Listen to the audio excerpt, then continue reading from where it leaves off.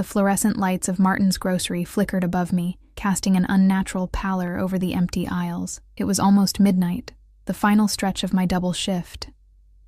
My fingers ached as I counted the day's receipts, the paper edges leaving tiny cuts I wouldn't notice until later when hand sanitizer would make them sting. 20 minutes, Ellie, and we're out. My manager Mike called from the back office, his voice echoing through the deserted store. I nodded, though he couldn't see me. 20 more minutes until I could drag myself to the bus stop, ride 40 minutes across town, and collapse into my threadbare couch. My apartment would be empty and silent, just as I'd left it 18 hours ago. The weight of exhaustion pressed down on my shoulders.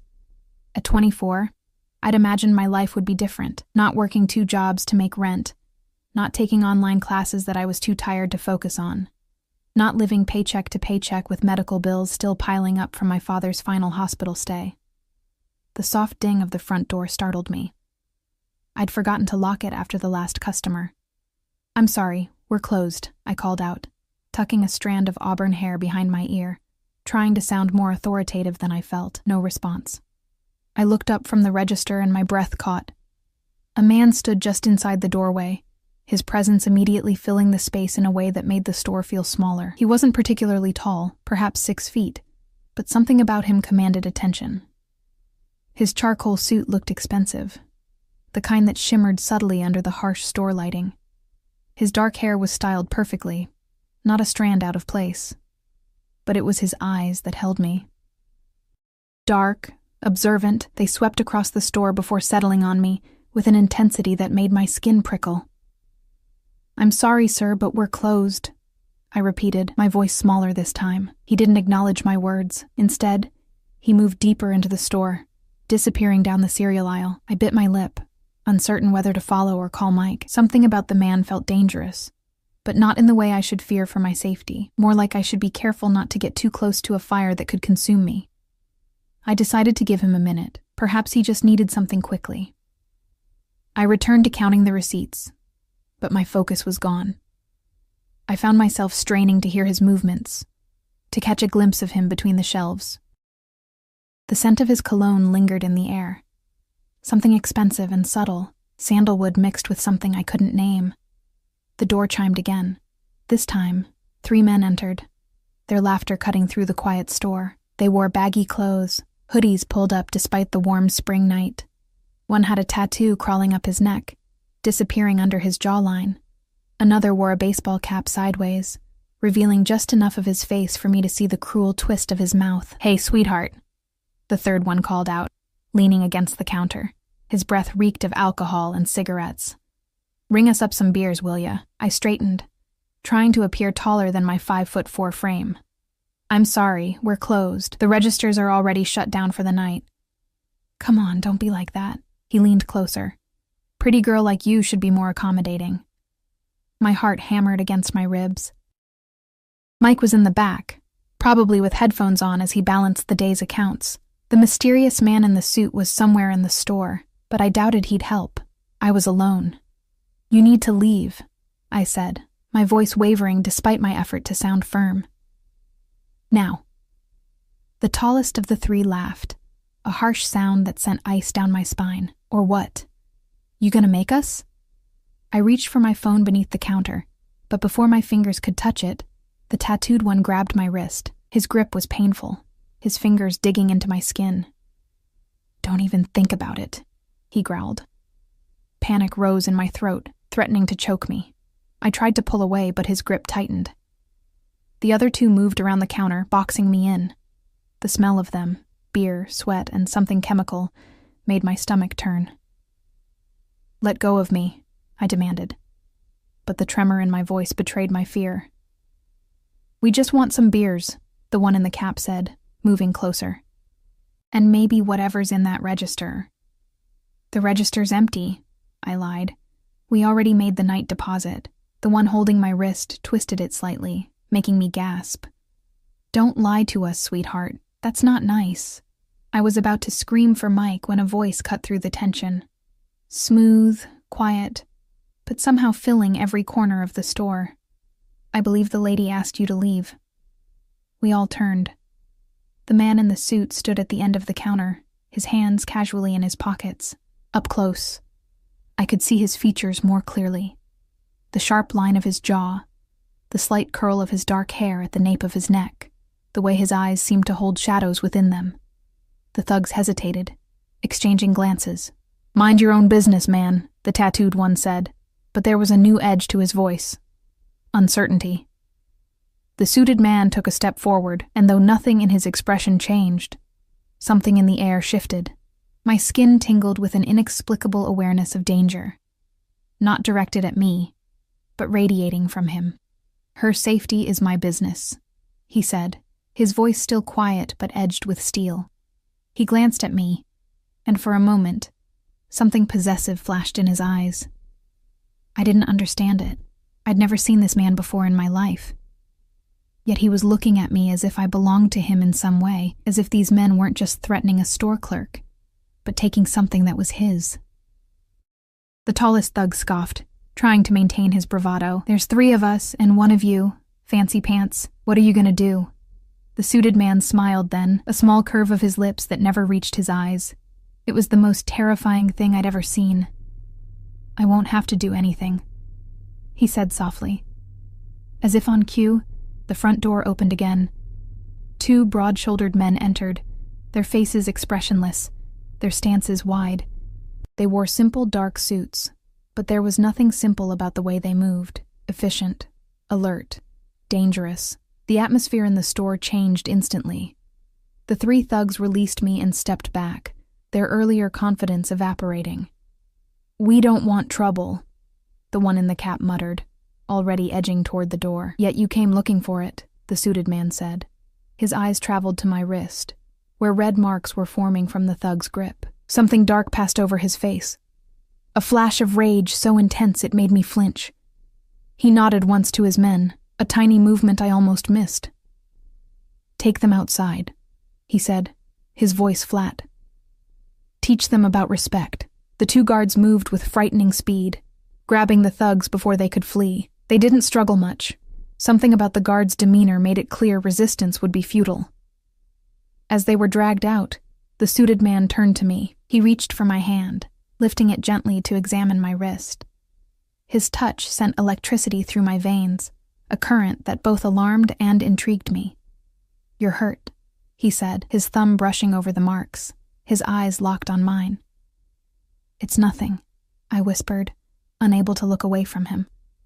Up close, I could see flecks of amber in his dark eyes. "It's not nothing," he countered, his jaw tightening. "No one touches what's mine." The words hung in the air between us, making no sense yet somehow sending a shiver of recognition through me. I didn't know this man. I'd never seen him before tonight, yet the way he looked at me, like he'd been searching for me, like he'd found something precious, made my breath catch. "I don't even know your name," I managed to say. His lips curved into a smile, different from the one he'd given the thugs. This one held warmth, though still carefully controlled. "Vince," he said. "Vincent Romano." The name settled over me like a shadow. I'd heard it before. Whispers in the city, a name spoken with fear and respect. Vincent Romano, the businessman whose empire extended far beyond legitimate enterprises. Vincent Romano, who some said controlled half the city through means better left unquestioned. "Ellie," I replied, my voice barely audible. "Ellie Sanders." "Ellie," he repeated, my name sounding different on his lips. Precious, protected. "You shouldn't be working here, especially not this late." Before I could respond, Mike burst from the back office, his face flushed with alarm. "What's going on?" I heard. He stopped abruptly when he saw Vince, his eyes widening in recognition and fear. "Mr. Romano," he stammered. "I didn't know you were here. Is everything okay?" Vince didn't take his eyes off me. "Everything is fine now, but your security is unacceptable. This young woman was just accosted by 3 men while you were hiding in your office." Mike paled. "I didn't hear anything until just now. I'm so sorry, Mr. Romano. I'll make sure." "You'll make sure she never works another closing shift," Vince interrupted, his tone leaving no room for argument. "And you'll double your security presence." Mike nodded frantically. "Of course, sir." Right away. I stared between them, confusion swirling through my exhaustion. How did my manager know this man? Why was he taking orders from him? And why did Vincent Romano care about my safety? Your shift is over, Vince said to me, finally releasing my wrist. I immediately felt the absence of his touch, like a candle blown out. My driver will take you home. It wasn't a question or an offer. It was a statement of fact. The most disconcerting part was that I didn't want to refuse. Despite everything I'd been taught about stranger danger, despite the obvious warning signs that this man was dangerous, I felt drawn to him. That's not necessary, I said anyway, clinging to the last shreds of my common sense. I can take the bus. His jaw tightened, a muscle flexing beneath his smooth skin. It's nearly midnight. The bus is not an option. Mr. Romano is right, Ellie, Mike interjected nervously. Let his driver take you. I'll finish closing up. The front door opened again, and one of the suited guards returned. He gave a subtle nod to Vince, who seemed to understand some unspoken message. It's done, the guard said quietly. I didn't want to know what it was, or what had happened to the 3 men outside. The less I knew, the better. Gather your things, Vince said to me, his tone gentler now. Anthony will drive you home. I hesitated, caught in an impossible situation. Every instinct told me to decline, to maintain the boundary between his world and mine. But my feet ached, my wrist throbbed, and the thought of waiting alone at the bus stop after what had just happened made my skin crawl. Okay, I finally agreed. Thank you. I collected my purse from under the counter and my jacket from the break room. When I returned, Vince was waiting by the door, his posture relaxed but alert. He opened the door for me, his hand hovering near the small of my back as I passed, not touching, but close enough that I could feel the heat of him. Outside, a sleek black Bentley idled at the curb, its engine a soft purr in the night. The driver, Anthony, stood beside it, opening the rear door as we approached. I expected Vince to send me off with his driver, but instead, he slid into the car beside me, his leg brushing against mine in the spacious back seat. The interior smelled of leather and his subtle cologne. The privacy partition was already raised, sealing us off from the driver. Where do you live? Vince asked, as the car pulled away from the curb. I gave my address reluctantly, knowing it would reveal the shabby neighborhood where I rented my 1-bedroom apartment. If he judged me for it, his expression didn't change. How do you know my manager? I asked after a moment of silence, unable to contain my curiosity. Vince's lips curved slightly. I own the building, among others. You own Martin's grocery? I own the property. Martin leases it from one of my companies. I processed this information, trying to reconcile the man beside me with the shadowy figure from rumors and whispers. Up close, he seemed both more and less than the stories. More human, with the way his eyes crinkled slightly at the corners when he watched me, but also more dangerous, with the controlled power I could sense beneath his calm exterior. Those men, I said quietly. What happened to them? Vince studied me for a moment, as if deciding how much to tell me. They were reminded that actions have consequences. A chill ran down my spine. Did you hurt them? They hurt you, he replied, as if that answered everything. We lapsed into silence again. I stared out the window, watching as we moved from the commercial district into residential neighborhoods, eventually reaching the more rundown areas where I lived. I felt embarrassed as we pulled up to my apartment building with its cracked concrete steps and graffiti-tagged mailboxes, but Vince's expression remained neutral. Thank you for the ride, I said, reaching for the door handle. His hand closed over mine, stopping me. Wait for Anthony to open it. He'll walk you to your door. That's really not...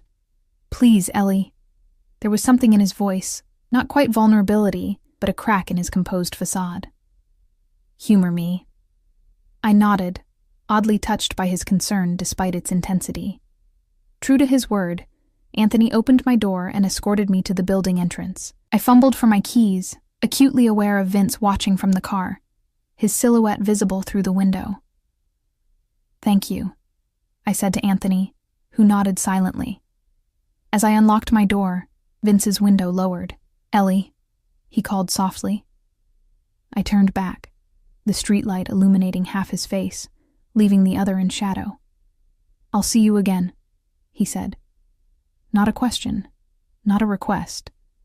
A promise that should have frightened me, but instead sent warmth spreading through my chest. I didn't respond, just slipped inside and closed the door behind me. I leaned against it, listening as the Bentley's engine faded into the distance, leaving me alone with questions I couldn't answer and a feeling I couldn't name. I didn't know then that this night, this chance encounter, would change everything. I didn't know that Vincent Romano had just claimed me in ways I couldn't yet understand. I didn't know that by saving me, he had entangled me in a world I was never meant to enter. I only knew that as I finally sank onto my couch, exhausted yet strangely alert, I couldn't stop seeing his eyes, feeling his touch on my wrist, hearing his words. "No one touches what's mine." I didn't belong to anyone. I never had. So why did those words feel like coming home? Sleep evaded me that night. I tossed and turned, replaying every moment with Vincent Romano in my mind. His eyes, his voice, the possessive way he'd looked at me. It all felt like a dream, too surreal to have actually happened. But the fading red marks on my wrist hold a different story. By morning, I'd convinced myself I was overreacting. Vincent Romano was simply a powerful businessman who happened to be in the right place at the right time. His protection was nothing more than basic human decency, his intensity merely his natural demeanor. The "what's mine" comment was just a figure of speech. I repeated these rationalizations as I got ready for my morning shift at Rena's diner, my second job. The familiar routine of pulling on my pale blue uniform and tying my hair back grounded me in reality, washing away the surreal events of the previous night. The diner was already bustling when I arrived. The morning rush of commuters seeking coffee and breakfast before work. I dove into the chaos, grateful for the distraction. For a few hours, I was just Ellie the waitress again, balancing plates and memorizing orders, not the girl who'd caught the attention of Vincent Romano. "You seem distracted today, Margot," the 60-year-old cook with arms strong from decades of flipping pancakes, commented as I picked up an order. "Long night," I replied, forcing a smile. "Double shift at the grocery store." She clucked her tongue sympathetically. "You work too hard, sweetie. You're young. You should be out having fun, not killing yourself for minimum wage." If only she knew how exciting my night had actually been. The morning rush had just begun to subside when the bell above the door chimed. I was wiping down a recently vacated table, my back to the entrance, but something in the sudden hush that fell over the diner made me turn. Vincent Romano stood in the doorway, as out of place in the Greasy Spoon diner as a wolf among sheep. He wore a different suit today, navy blue, perfectly tailored to his athletic frame. Behind him, one of his guards, not Anthony, but equally imposing, surveyed the room with practiced efficiency. My heart stuttered in my chest. What was he doing here? How did he even know where I worked? His eyes found me immediately, as if drawn by some invisible thread. A small smile curved his lips as he made his way toward me, patrons shifting instinctively to clear his path. "Ellie," he said, my name like silk on his tongue. "Good morning." "Mr. Romano," I managed, clutching my rag like a lifeline. "What are you doing here?" He raised an eyebrow, amused by my directness. "Having breakfast, I hope, and please call me Vince." "Right," I said, flustered. "Of course, this way." I led him to a booth in the corner, away from the windows, choosing it instinctively, somehow knowing he'd prefer privacy. His bodyguard took a position near the door, standing with his back to the wall, eyes constantly scanning. Vince slid into the booth with effortless grace. Up close, in the harsh fluorescent lighting of the diner, he should have looked less intimidating than he had in the dim grocery store. Instead, the daylight only accentuated his features. The sharp line of his jaw, the intensity of his dark eyes, the subtle power evident in every movement. "Coffee?" I asked, falling back on waitress autopilot. "Please." He nodded, his eyes never leaving my face.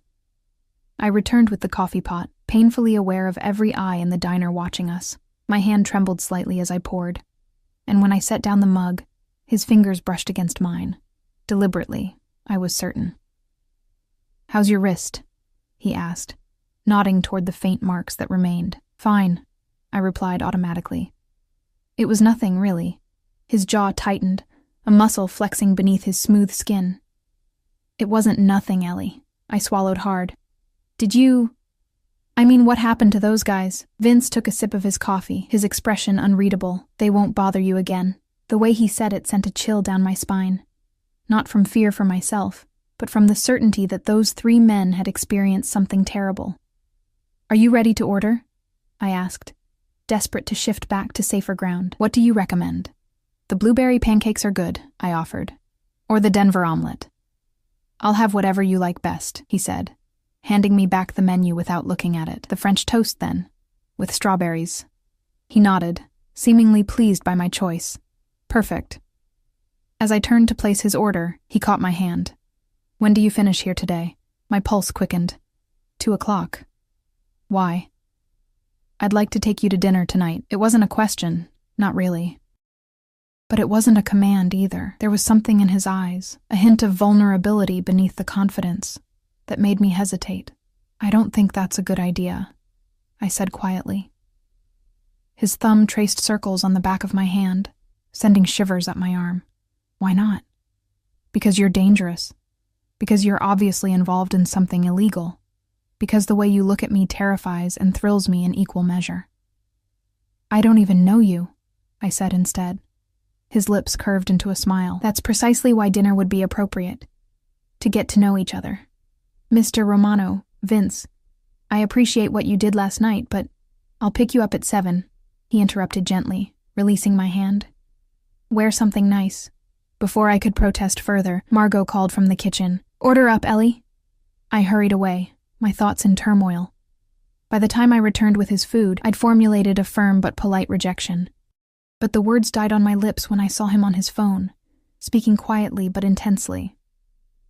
I don't care what it costs, he was saying, his voice low.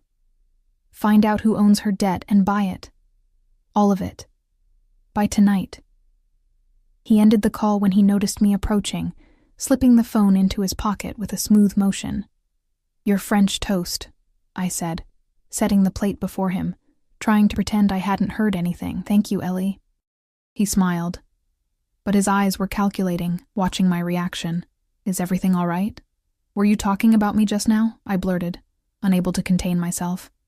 About buying my debt? A flash of surprise crossed his face, quickly replaced by something like admiration. You're observant. Answer the question, I insisted, forgetting for a moment who I was speaking to. Instead of being angered by my demand, he seemed almost pleased. Yes. I stared at him, stunned by his directness. Why? Because it bothers me to think of you working 2 jobs to pay off debts that aren't even yours, he said simply. I sank into the seat opposite him, my legs suddenly unsteady. How do you know about that? About my father's medical bills? I make it my business to know things, Ellie. He cut into the French toast, taking a bite and nodding appreciatively. This is excellent. You can't just buy my debt, I said, my voice barely above a whisper. That's invasive and controlling. It's assistance, he countered calmly. Nothing more. And what do you want in return? I asked, suspicion creeping into my voice. His eyes darkened, and for a moment, he looked genuinely hurt. Not everything comes with strings attached, Ellie. In my experience, it does, I replied. My father had taught me that lesson well, borrowing from one loan shark to pay another until his illness had finally caught up with him, leaving me with the aftermath. Vince set down his fork, his full attention on me. I want to help you, that's all. Why? You don't even know me. I know enough, he said, his voice dropping to a timbre that made my skin prickle.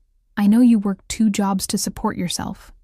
I know you take online classes in business management, hoping for a better future. I know you care for elderly Mrs. Finch in apartment 3B, bringing her groceries when her arthritis flares up. My mouth went dry. How could you possibly know all that? As I said, I make it my business to know things. His gaze softened slightly, especially about people who interest me. And I interest you. I couldn't keep the disbelief from my voice. More than you can imagine. The intensity in his eyes made heat rise to my cheeks. The diner had grown quieter, and I became aware again of the curious glances from other patrons and staff. I stood up abruptly.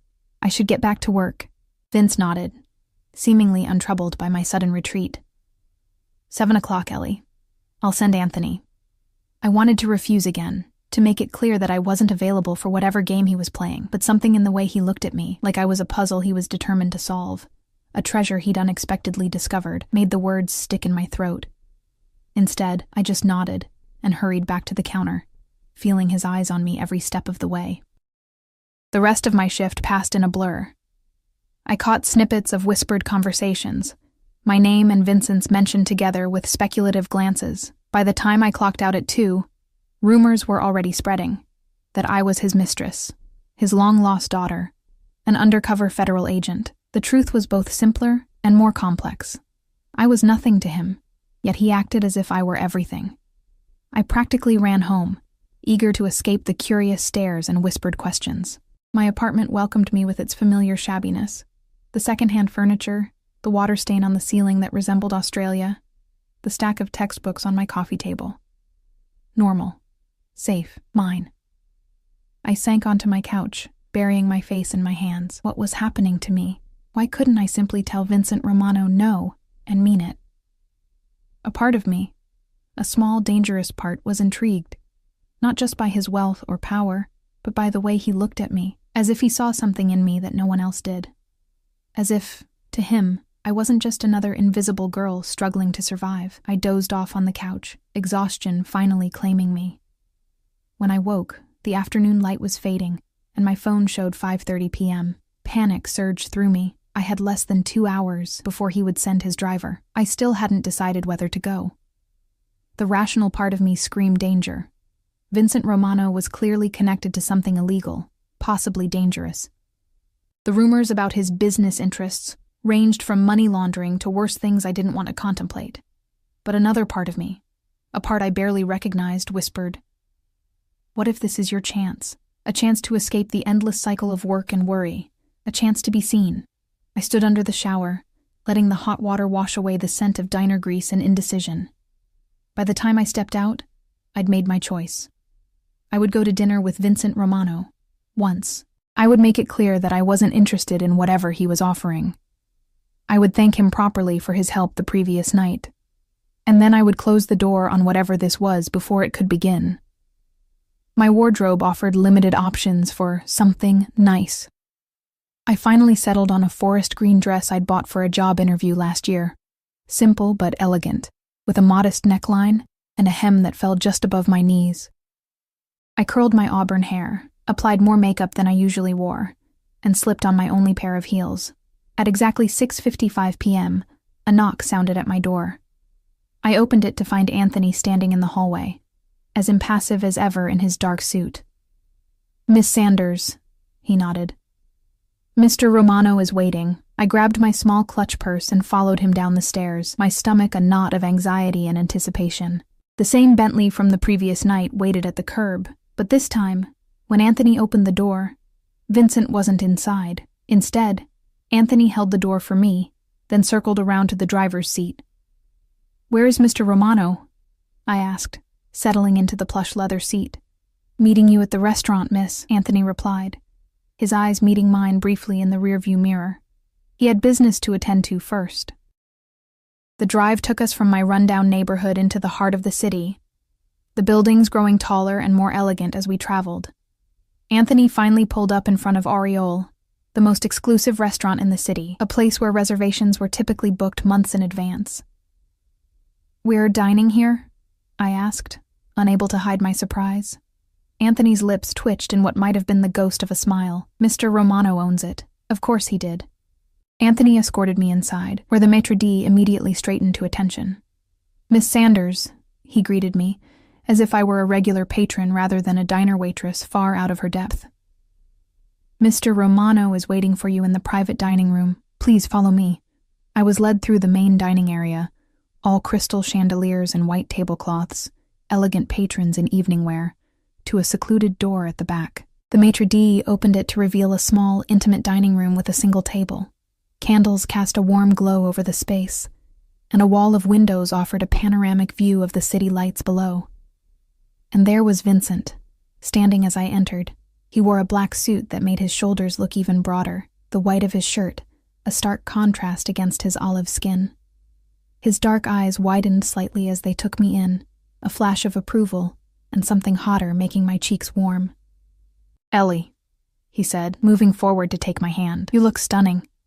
"Thank you," I murmured, suddenly self-conscious. "This place is beautiful. I'm glad you like it." He guided me to the table, pulling out my chair with old-world courtesy. As he took his seat opposite me, I noticed we were alone in the room. No waitstaff, no bodyguards, just the two of us, candlelight, and the glittering city beyond the glass. "I wasn't sure you'd come," Vince said, his eyes never leaving mine as he poured wine into my glass, a deep red that caught the candlelight like liquid rubies.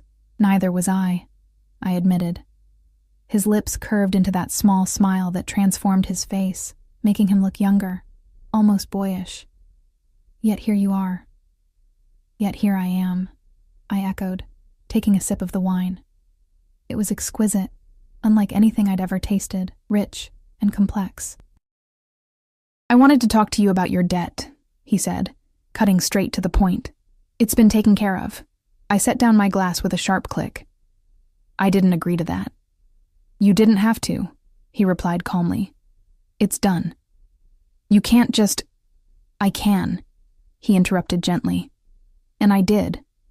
Your father's medical bills, your student loans, the credit card debt, all of it." I stared at him, speechless. The amount was substantial, over $70,000 in total. Money I'd been struggling to pay off for 3 years, working myself to exhaustion. "Why?" I finally managed. Vince leaned forward, his dark eyes intense. "Because I want you to be free, Ellie. Free to finish your degree, free to pursue your dreams, free of the burden your father left you." "You don't even know me," I whispered, echoing my words from earlier. "I know enough," he repeated, his voice dropping to that timbre that seemed to resonate in my bones. "I know that when those men threatened you last night, you didn't cower. You stood your ground, despite your fear. I know that you worked 2 jobs without complaint, supporting yourself and helping others despite your own struggles. I know that you have fire in you, Ellie Sanders. Fire that shouldn't be smothered by debt that isn't even yours." His words washed over me, more intoxicating than the wine. No one had ever seen me that way, as strong, as worthy of admiration. I'd been invisible for so long, just another struggling girl in a city full of them. "I can't accept this," I said, even as a part of me longed to. "It's too much, and I have no way to repay you." "I don't want repayment," Vince said. "I want your company." I blinked. "My company?" "Dinner. Conversation." His eyes held mine, dark and intent. "Nothing more than you're comfortable with, Ellie." Relief and something like disappointment mingled in my chest. "Just dinner?" "For now," he said, and the promise in those 2 words made my pulse quicken. The door opened then, and a waiter entered with our first course. Delicate scallops arranged like art on the plate. As he set them down and discreetly retreated, I realized this entire evening had been choreographed, from the private room to the perfectly timed service.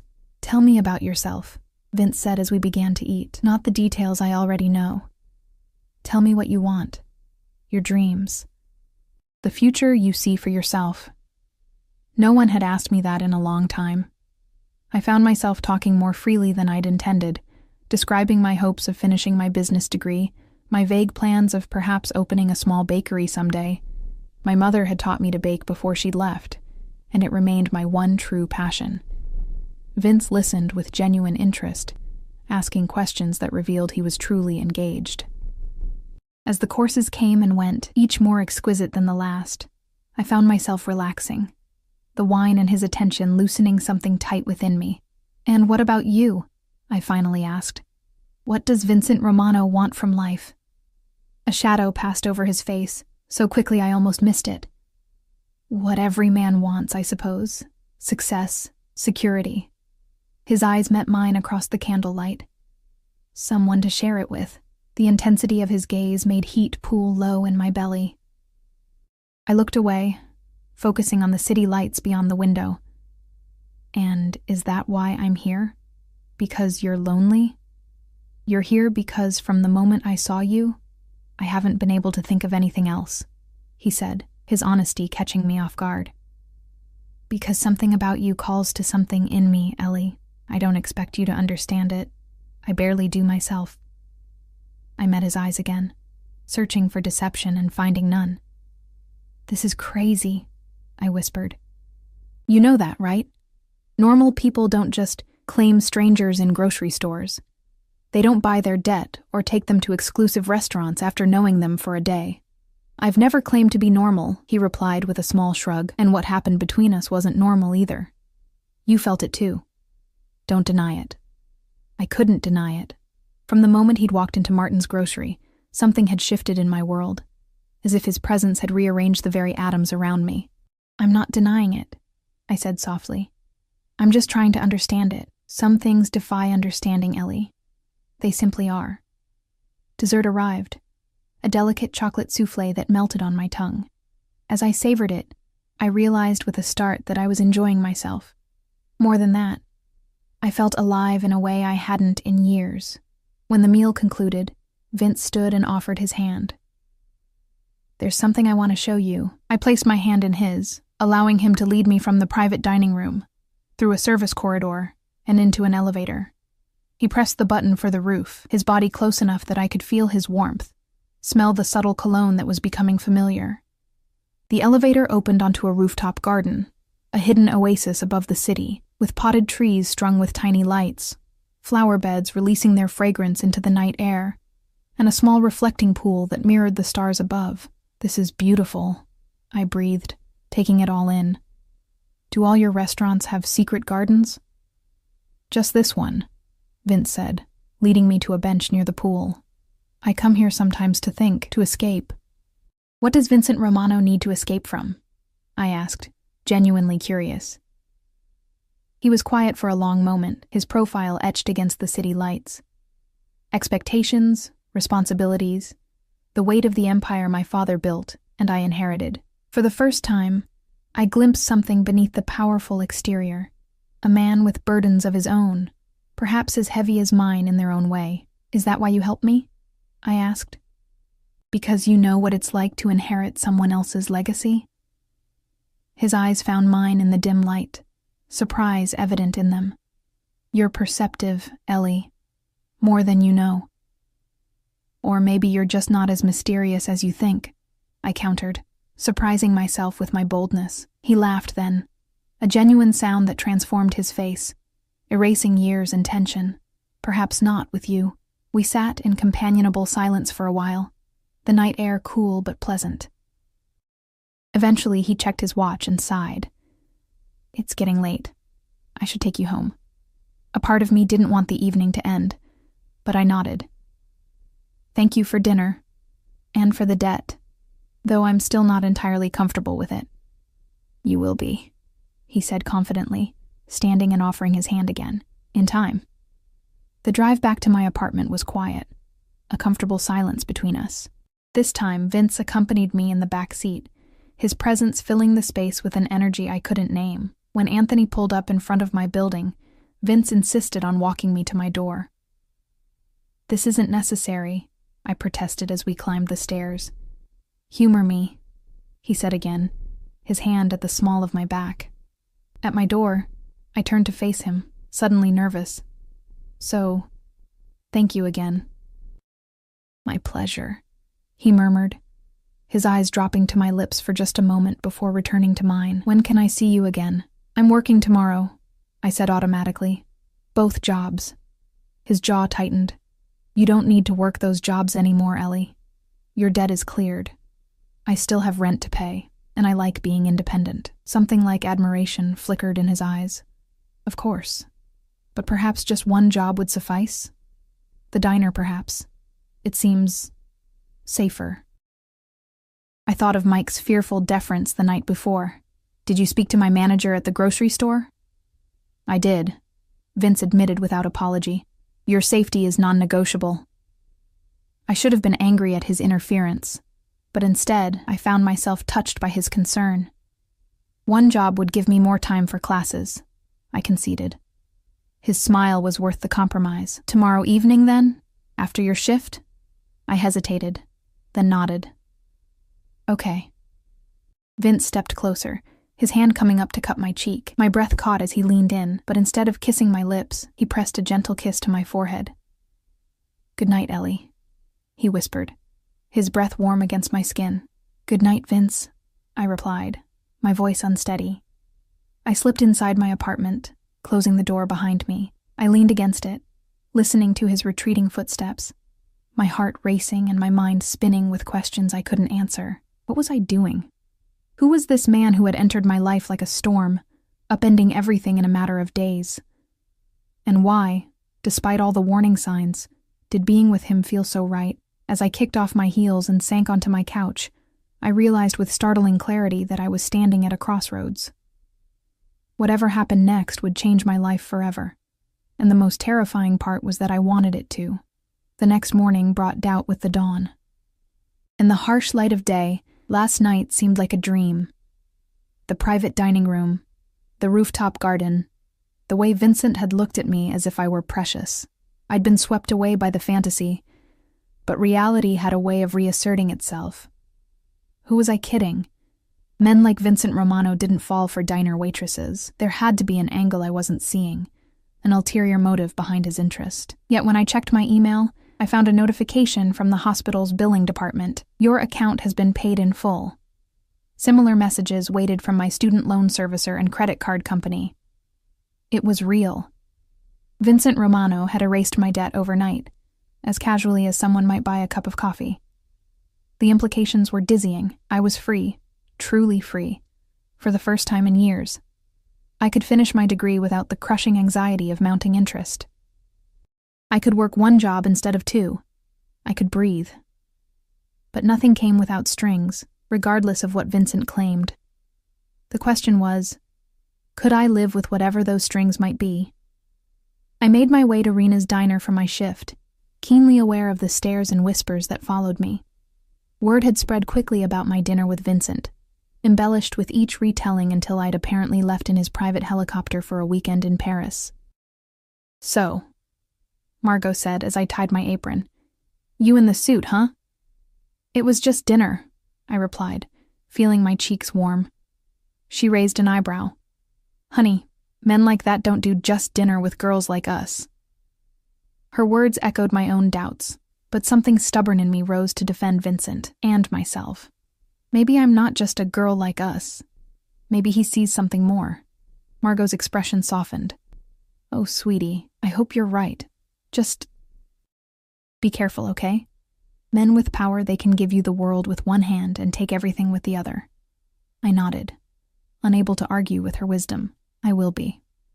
The morning passed in a blur of coffee refills and breakfast orders, but I couldn't shake the feeling of being watched. Twice, I caught sight of a black sedan parked across the street, a figure behind the wheel keeping a steady eye on the diner. One of Vincent's men, I was certain. Around noon, my phone vibrated with a text from an unknown number. "Lunch break? Look outside. V." My heart skipped as I peered through the window. The black Bentley idled at the curb, Vincent leaning against it in a charcoal suit that made heads turn. He looked up as if sensing my gaze, a smile curving his lips. "Taking my break," I called to Margot, who followed my gaze and shook her head in resigned amusement. The June air was warm as I stepped outside, suddenly conscious of my plain uniform and messy ponytail. Vincent didn't seem to notice, his eyes warming as they took me in. "I thought you might be hungry," he said, opening the car door to reveal a picnic basket on the seat. "You brought me lunch?" I couldn't hide my surprise. I did. No apology, no explanation, just that confident certainty that characterized everything about him. I slid into the car, and he joined me, closing the door to create our own private world. The basket contained gourmet sandwiches, fresh fruit, and tiny pastries that looked too perfect to eat. "You didn't have to do this," I said, even as I accepted the sandwich he offered. Prosciutto and fig on artisan bread, nothing like the hurried bites of diner food I usually managed on my breaks. "I wanted to," he replied simply. "How was your morning?" Something about the normalcy of the question made me smile. "Busy. Lots of curious stares after your visit yesterday." "Does that bother you?" There was a hint of possessiveness in his tone. I'm not used to being the center of attention, I admitted, or being associated with someone like you. Someone like me? He raised an eyebrow, a challenge in his eyes. I met his gaze directly. Someone powerful, dangerous. Do I frighten you, Ellie? He asked softly. Sometimes, I admitted. Not because I think you'd hurt me, but because of how you make me feel. His eyes darkened, and he reached out to brush a strand of hair from my face. And how is that? Like I'm standing at the edge of something vast and unknown. Like one step could change everything. Would that be so terrible? His voice was low, intimate in the confines of the car. I don't know yet, I whispered honestly. He smiled, seeming pleased with my answer. At least you're considering it. That's a start. We ate in companionable silence for a few moments, the food exquisite even in its simplicity. I found myself stealing glances at him, the strong line of his jaw, the way his hands moved with precise confidence, the occasional flash of vulnerability when he thought I wasn't looking. I checked my email this morning, I said finally, about the debt. And? His expression gave nothing away. Thank you, I said, the words inadequate for the magnitude of what he'd done. It changes everything. That was the intention. He reached for my hand, his thumb tracing patterns on my palm that sent shivers up my arm. I want to give you choices, Ellie. Options beyond exhaustion and survival. Why me? I had to ask. Of all the people you could help, why choose a random cashier? Something flickered in his eyes, a darkness, a memory. Perhaps I saw something of myself in you, fighting against circumstances not of your making, shouldering burdens that should never have been yours. For a moment, I glimpsed a different Vincent, not the powerful businessman or the dangerous figure from whispered rumors, but a man who understood struggle, who recognized the weight of inherited responsibility. What happened to your father? I asked impulsively. You mentioned inheriting his legacy. Vincent went still, his expression shuddering slightly. My father built an empire from nothing. He came to this country with empty pockets and burning ambition. Everything we have, he created through sheer force of will. A shadow passed over his face. And he expected his son to protect it at all costs. Is that what you're doing? Protecting his legacy? I'm building my own, he replied, something fierce in his tone. My father's methods were old-fashioned. I have a different vision. I wanted to ask more, to unravel the complex man beside me, but my break was nearly over. I should get back, I said reluctantly. Vincent nodded but made no move to open the door. I have meetings this afternoon, but I'd like to see you this evening. Let me send Anthony for you after your shift. It wasn't quite a question, but neither was it a command. There was room for me to refuse, though we both knew I wouldn't. Okay, I agreed. I'm done at 6. He smiled, that transformative expression that made him look younger, less guarded. Perfect. As he leaned in, I thought for a moment he might kiss me. Properly this time, not the chaste forehead kiss of the previous night. My lips parted instinctively, but he only brushed his thumb across my lower lip, his eyes darkening with intent. Until tonight, he murmured. I returned to the diner in a daze, my lips still tingling from his touch. Margot took one look at my face and sighed. You're in deep, aren't you, sweetie? I couldn't deny it. Whatever was happening between Vincent and me, I was already past the point of easy retreat. The afternoon dragged endlessly. I found myself watching the clock, anticipation building with each passing hour. By the time 6 o'clock approached, I was practically vibrating with nervous energy. I changed in the diner's cramped bathroom, swapping my uniform for a simple sundress I'd brought, white with small blue flowers, more casual than last night's attire but still pretty. I let my hair down, applied a touch of lipstick, and tried to calm my racing heart. Anthony was waiting outside precisely at 6, as punctual as his employer. He held the door with a respectful nod, his expression as impassive as ever. Where are we going? I asked as we pulled away from the curb. Mr.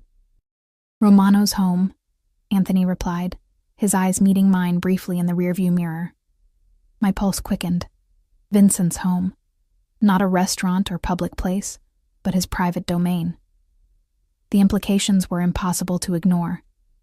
We drove out of the city, the urban landscape giving way to lush suburbs and eventually a winding private road flanked by ancient oak trees. Security cameras were mounted discreetly at intervals, and when we reached a towering wrought iron gate, Anthony merely nodded to the guard who promptly opened it for us. The house, mansion, really, appeared through the trees, a modern structure of glass and stone that somehow complemented, rather than competed with its natural surroundings. Water features flanked the circular driveway, their gentle burbling creating an atmosphere of tranquility. Romano designed it himself, Anthony offered, surprising me with the voluntary information as he caught my wide-eyed stare. It's beautiful, I murmured, taking in the clean lines and expansive windows that reflected the early evening sky. Anthony led me to the front entrance, massive double doors of dark wood and frosted glass. Before he could open them, they swung inward to reveal Vincent, jacket off, sleeves rolled to reveal strong forearms, his usual polished appearance slightly relaxed. "Ellie," he said, his eyes warming as they took me in. "Welcome." Anthony retreated silently as Vincent ushered me inside. The foyer opened into a great room with soaring ceilings and walls of glass that framed the surrounding woods. The decor was minimal but luxurious. Leather, steel, and warm woods, creating an atmosphere that was both masculine and inviting. "Your home is amazing," I said, turning slowly to take it all in. "I'm glad you like it." Vincent watched me with an intensity that made me self-conscious. "Would you like a tour?" He showed me through the main floor, a chef's kitchen, where a middle-aged woman was preparing something that smelled divine, a dining room with a table that could seat 20, a library with floor-to-ceiling bookshelves. Each room was impeccably designed, beautiful, but not ostentatious. "Do you live here alone?" I asked as we moved to the rear of the house, where glass doors opened onto a stone terrace. "My staff lives in a separate wing," Vincent replied. "But yes, essentially, there was something lonely in the admission. This powerful man in his perfect, empty house. It must get quiet," I observed. He glanced at me, something vulnerable in his eyes. "It does. Though I've grown accustomed to it. No family? No girlfriend?" I ventured, immediately regretting the transparency of the question. Vincent's lips curved in a slight smile. "No girlfriend. My parents are deceased. I have a younger sister, Sophia, but she lives in Europe. We're not close." The hesitation told me there was a story there, but before I could ask, he gestured to the terrace. "Would you like to sit outside? The evening is pleasant." The terrace overlooked a stunning infinity pool that seemed to merge with the forest beyond. We settled on comfortable outdoor furniture, and a young man appeared silently with a tray of drinks. Something amber for Vincent, a delicate pink cocktail for me. "I hope you like gin," Vincent said, nodding toward my glass. "James makes an excellent elderflower spritz. The drink was perfect, light, floral, with just enough alcohol to ease my nerves without clouding my judgment." As the sun began its slow descent, casting golden light through the trees, I felt myself relaxing into the surreal experience of sitting with Vincent Romano in his private kingdom. "Why did you invite me here?" I asked finally, setting my empty glass aside. Vincent studied me, his dark eyes unreadable in the fading light. "Because I wanted you to see me, not just the man in the restaurant or the businessman in the car. Me, in my element." "And who is that?" I leaned forward, genuinely curious. "Who is Vincent Romano when no one's watching?" "A man with responsibilities," he replied after a moment. "A man with power he never particularly wanted but has learned to wield. A man who, until recently, had resigned himself to a certain kind of solitude." "Until recently?" I couldn't help asking, my heart quickening. His eyes held mine, intense and unwavering. "Until you." The simple declaration hung in the air between us, charged with meaning. I struggled to understand what he was offering, what he wanted from me. "Vincent," I began, my voice soft, I don't belong in this world. I'm just a waitress with too much student debt and a tiny apartment." "You belong wherever you choose to belong," he countered, leaning forward to take my hand. And you're far more than just anything, Ellie. The conviction in his voice made something in my chest tighten. What is this? Between us? I need to understand what you want. Everything, he said simply. I want to know you, Ellie. I want to protect you, to give you the world if you'll let me. I want to wake up with you, and fall asleep with you, and build something real in between. My breath caught. You barely know me. I know enough, he repeated, his mantra from our previous encounters. I know that from the moment I saw you standing your ground against those thugs. Something in me recognized something in you. Call it chemistry, fate, whatever you like. It doesn't change what I feel. And what's that? I whispered. Possessiveness, he admitted without shame. Fascination. Desire. His thumb traced circles on my palm. The certainty that you're meant to be mine. I should have been frightened by his intensity, but instead, I felt an answering call within me, a recognition of something primal and undeniable between us. I'm not a possession, I said, needing to establish that boundary. No, he agreed readily. You're a partner, an equal, but that doesn't change my desire to claim you, to protect what's mine. The word mine sent a shiver through me that had nothing to do with fear. There was something darkly thrilling about being wanted so completely by a man like Vincent Romano. Dinner is ready, sir, a voice interrupted. The chef stood in the doorway, her expression professionally neutral. Vincent nodded, releasing my hand reluctantly. Thank you, Maria. He led me to a smaller, more intimate dining area than the formal room he'd shown me earlier. A table for two was set by windows overlooking a Japanese-inspired garden, illuminated by subtle lighting. Candles flickered on the table and soft music played from hidden speakers. This is beautiful, I murmured as he held my chair. I wanted tonight to be special, he replied, taking his seat across from me. Different from the restaurant. More personal, I observed. Yes. No pretense, no games. Just that direct honesty that was becoming familiar. Dinner was exquisite, a progression of small, perfectly executed courses that revealed Vincent's sophisticated palate. We talked easily, moving from topic to topic with a naturalness that belied our brief acquaintance. He told me more about his businesses, legitimate ones, carefully skirting anything that might hint at darker enterprises. I shared stories from my childhood, my dreams of opening a bakery, my relationship with my father before his gambling problem consumed him. He wasn't a bad man, I found myself explaining as we lingered over dessert, a delicate chocolate creation that melted on my tongue. Just weak, addicted. After Mom left, he spiraled. Weakness can be as destructive as malice, Vincent observed, his expression somber. Sometimes more so. You sound like you speak from experience. He was quiet for a moment. My father was not a weak man, but he had blind spots, vulnerabilities that others exploited. Is that how he died? I asked gently. Vincent's jaw tightened. He was murdered. A rival organization. I was 22, just finishing business school. My hand covered his instinctively. I'm so sorry. It was 10 years ago, he said, his voice carefully controlled. I've built something different since then. Something legitimate, sustainable. There it was. The first acknowledgement, however oblique, of his family's criminal past. I should have been frightened, should have made my excuses and left. Instead, I found myself drawn deeper into his world, fascinated by the complexities of the man across from me. And your mother? I asked. Died when I was 16, cancer. His expression softened with genuine grief. She was the heart of our family. After she was gone, my father became harder, colder. And you? I ventured. Did you become harder too? Vincent's eyes met mine, something vulnerable in their depths. I built walls. It seemed safer that way.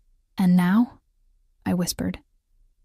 Now I'm sitting across from a woman who makes me want to tear them down, he replied, his honesty disarming.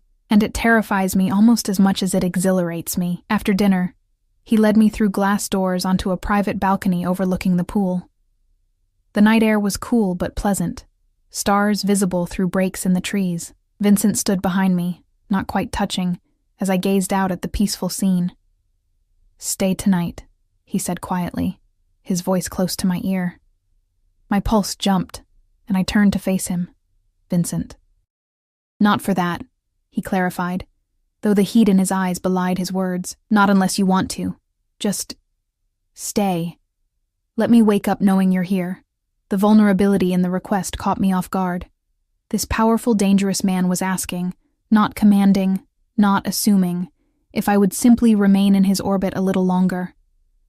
I don't have anything with me, I hedged, though it wasn't a refusal. I can provide anything you need, he replied. Or Anthony can retrieve whatever you want from your apartment.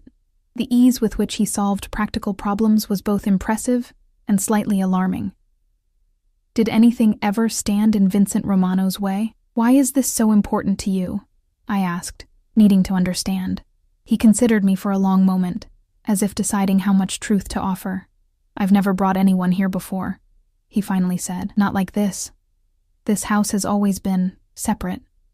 A fortress. And now? I prompted. Now, I want it to be a home, he said simply, and when I imagine that, I see you here. The admission stole my breath. It was too fast, too intense, yet it resonated with something deep inside me, a longing for belonging I'd never fully acknowledged. Vincent, we barely know each other, I said, my voice soft. This is unconventional, he supplied, impulsive, perhaps even reckless. His hands came up to frame my face, his touch gentle despite the intensity in his eyes.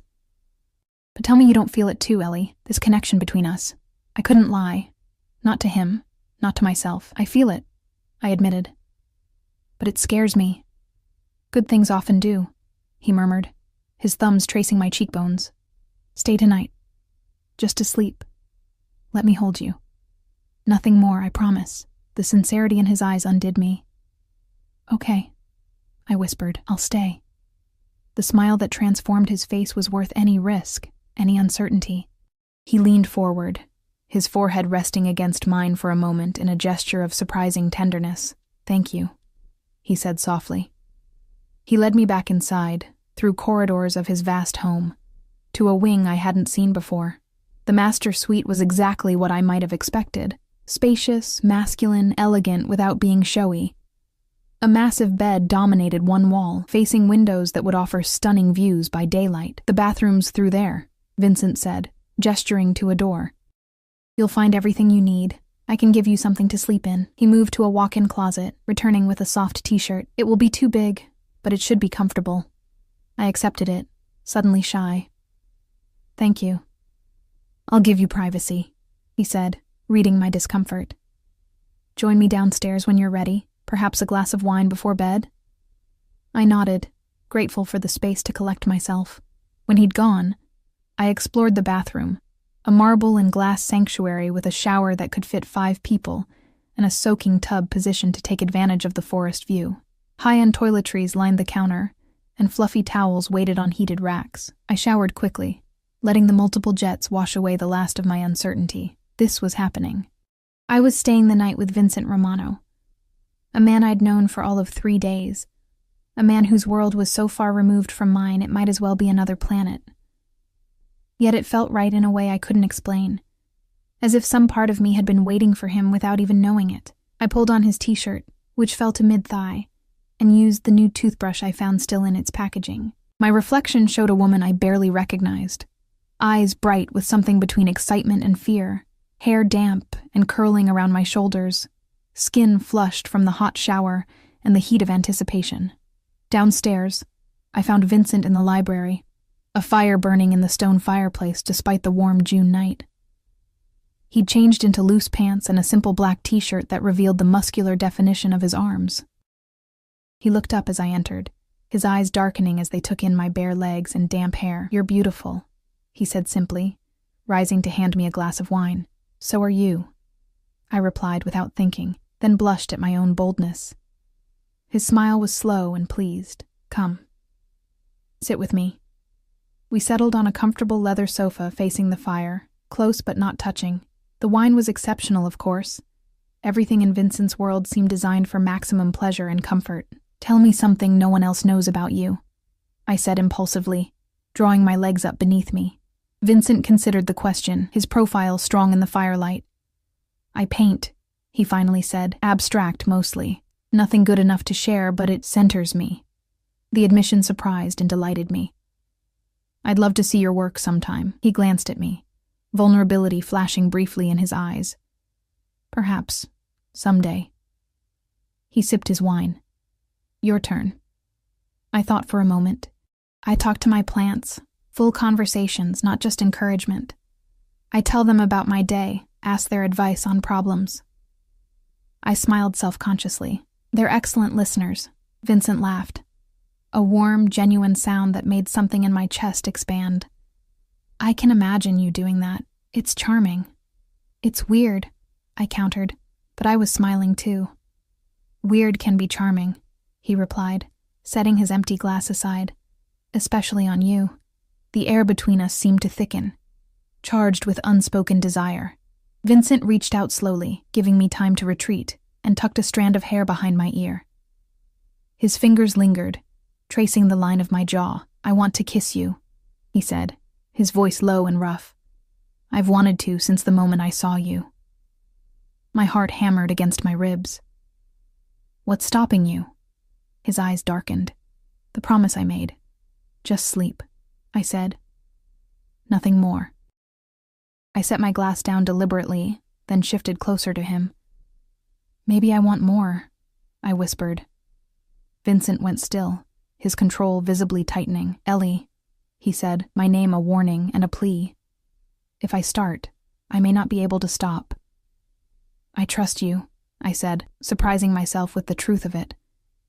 Despite everything, despite how little I truly knew him, I did trust Vincent Romano, at least with this, with my body, with my desire. He searched my face, looking for any sign of hesitation. Finding none, he leaned forward, one hand cupping my cheek as his lips finally met mine. The kiss began gently, a question, an exploration. But when I sighed against his mouth, something broke in him. His arms wrapped around me, pulling me against his chest as the kiss deepened, became hungry, demanding. I responded with equal fervor, my fingers tangling in his hair, my body arching into his. Vincent groaned, the sound vibrating through me. "Ellie," he murmured against my lips. "My Ellie."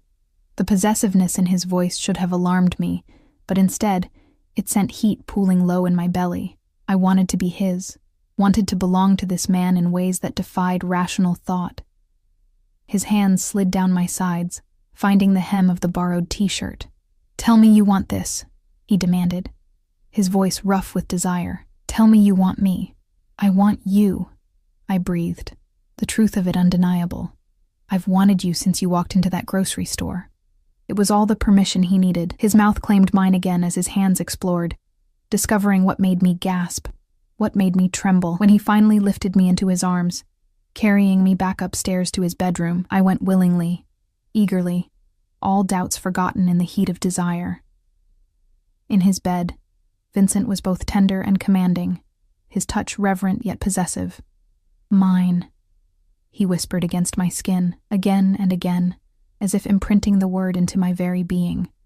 And I responded in kind, claiming him with my hands and lips, discovering the power I held over this dangerous, beautiful man. Afterward, as we lay tangled in his sheets, my head on his chest and his arms around me, Vincent pressed a kiss to my temple. "Stay," he murmured. "Not just tonight. Stay with me, Ellie." I knew he meant more than just another day. He was offering me his world, beautiful, dangerous, complex. A world I barely understood, but already craved. "I have my apartment," I said, practical even in this dreamlike moment. "My job, my classes. Keep them all if you want," he replied, his fingers tracing patterns on my bare shoulder. "Or let them go.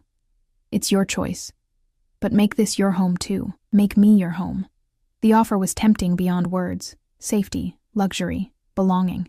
And Vincent himself, this man who looked at me as if I were the answer to a question he'd been asking his entire life. "Can I think about it?"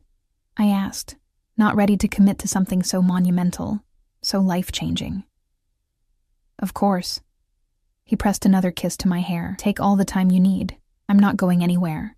As I drifted toward sleep in Vincent Romano's arms, I knew that whatever I decided, nothing would ever be the same. I'd crossed a threshold, entered a world of both shadow and light, danger and protection. And somewhere deep inside, I already knew I'd never want to leave. Morning light filtered through the floor-to-ceiling windows, casting Vincent's bedroom in a warm glow. I woke slowly, momentarily disoriented by the unfamiliar softness of the mattress beneath me, the silky sheets against my skin. Then the memories of the previous night flooded back. Vincent's hands on my body, his mouth against mine, the way he'd whispered my name like a prayer. I turned to find him watching me, already awake, propped on one elbow. His dark hair was tousled from sleep, a shadow of stubble along his jaw making him look younger, less polished than the man who'd walked into Martin's grocery 3 days ago. "Morning," he murmured, his voice rough with sleep. "How did you sleep?" "Better than I have in years," I admitted, feeling strangely shy despite our intimacy the night before. His fingers traced the curve of my shoulder, leaving goosebumps in their wake. "Any regrets?"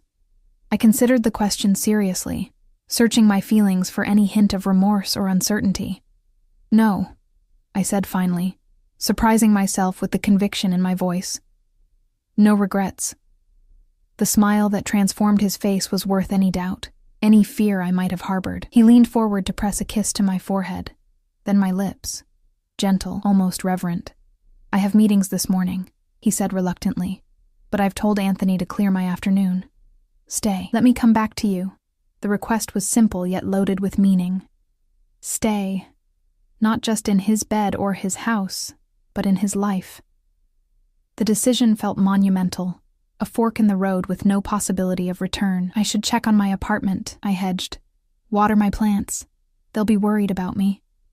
Vincent's lips curved, remembering my confession from the night before. "Of course. Anthony can take you home, then bring you back here for lunch, if you want." He left the choice to me, though I could see how much he wanted me to say yes. "Okay," I agreed softly. Lunch would be nice. The relief in his eyes was palpable. He kissed me once more, deeper this time, before reluctantly pulling away. "I need to shower and dress. Make yourself comfortable. The kitchen staff will make you whatever you'd like for breakfast." After he'd gone, I lay in his bed for a few minutes longer, trying to reconcile the whirlwind of the past few days, from struggling waitress to the bed of Vincent Romano in less than a week. It seemed impossible, surreal. Yet the warmth lingering on my skin, the pleasant ache in my body, were undeniably real. I showered in his palatial bathroom, then dressed in my sundress from the night before. It felt strangely inadequate now, this simple cotton garment among the luxury of Vincent's home. I found him in the kitchen, impeccable in a tailored suit, drinking espresso while scrolling through messages on his phone. He looked up as I entered, his eyes warming. "There you are," he said, setting aside his phone to give me his full attention. "Are you hungry?" The kitchen staff appeared as if summoned telepathically, offering a breakfast spread that would have fed a small army: fresh pastries, fruit, eggs prepared 3 ways, artisanal bread, and coffee that smelled divine. "This is too much," I protested weakly, as Vincent pulled out a chair for me at the kitchen island. "Get used to it," he replied with a small smile. "Maria believes in being prepared for any possible preference." The older woman nodded, pleased by his acknowledgement. "Mr. Romano never eats enough breakfast," she confided to me. "Perhaps you will be a good influence."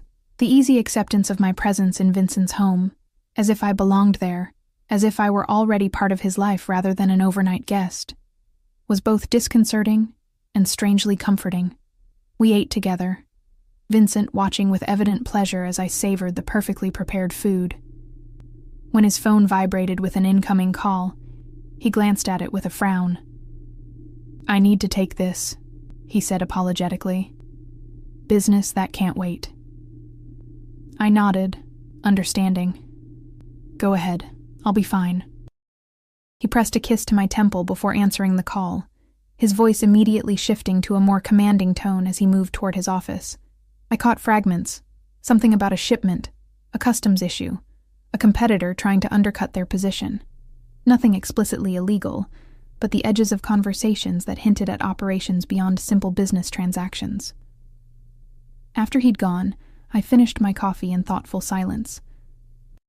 Maria bustled around the kitchen, occasionally casting curious glances my way but respecting my privacy.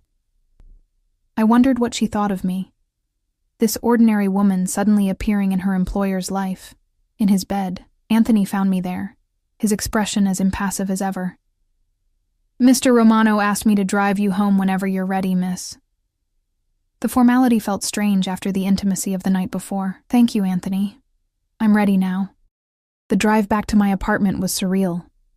The sleek Bentley gliding through my rundown neighborhood like an alien spacecraft. Neighbors peered from windows, curious about the luxury vehicle and its tinted windows. I felt their stares as Anthony opened my door, escorting me to my building entrance with the same silent efficiency he showed his employer.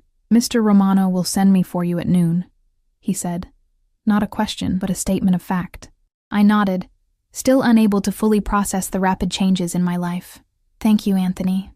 My apartment felt smaller than I remembered. The furniture shabbier, the water stain on the ceiling more pronounced.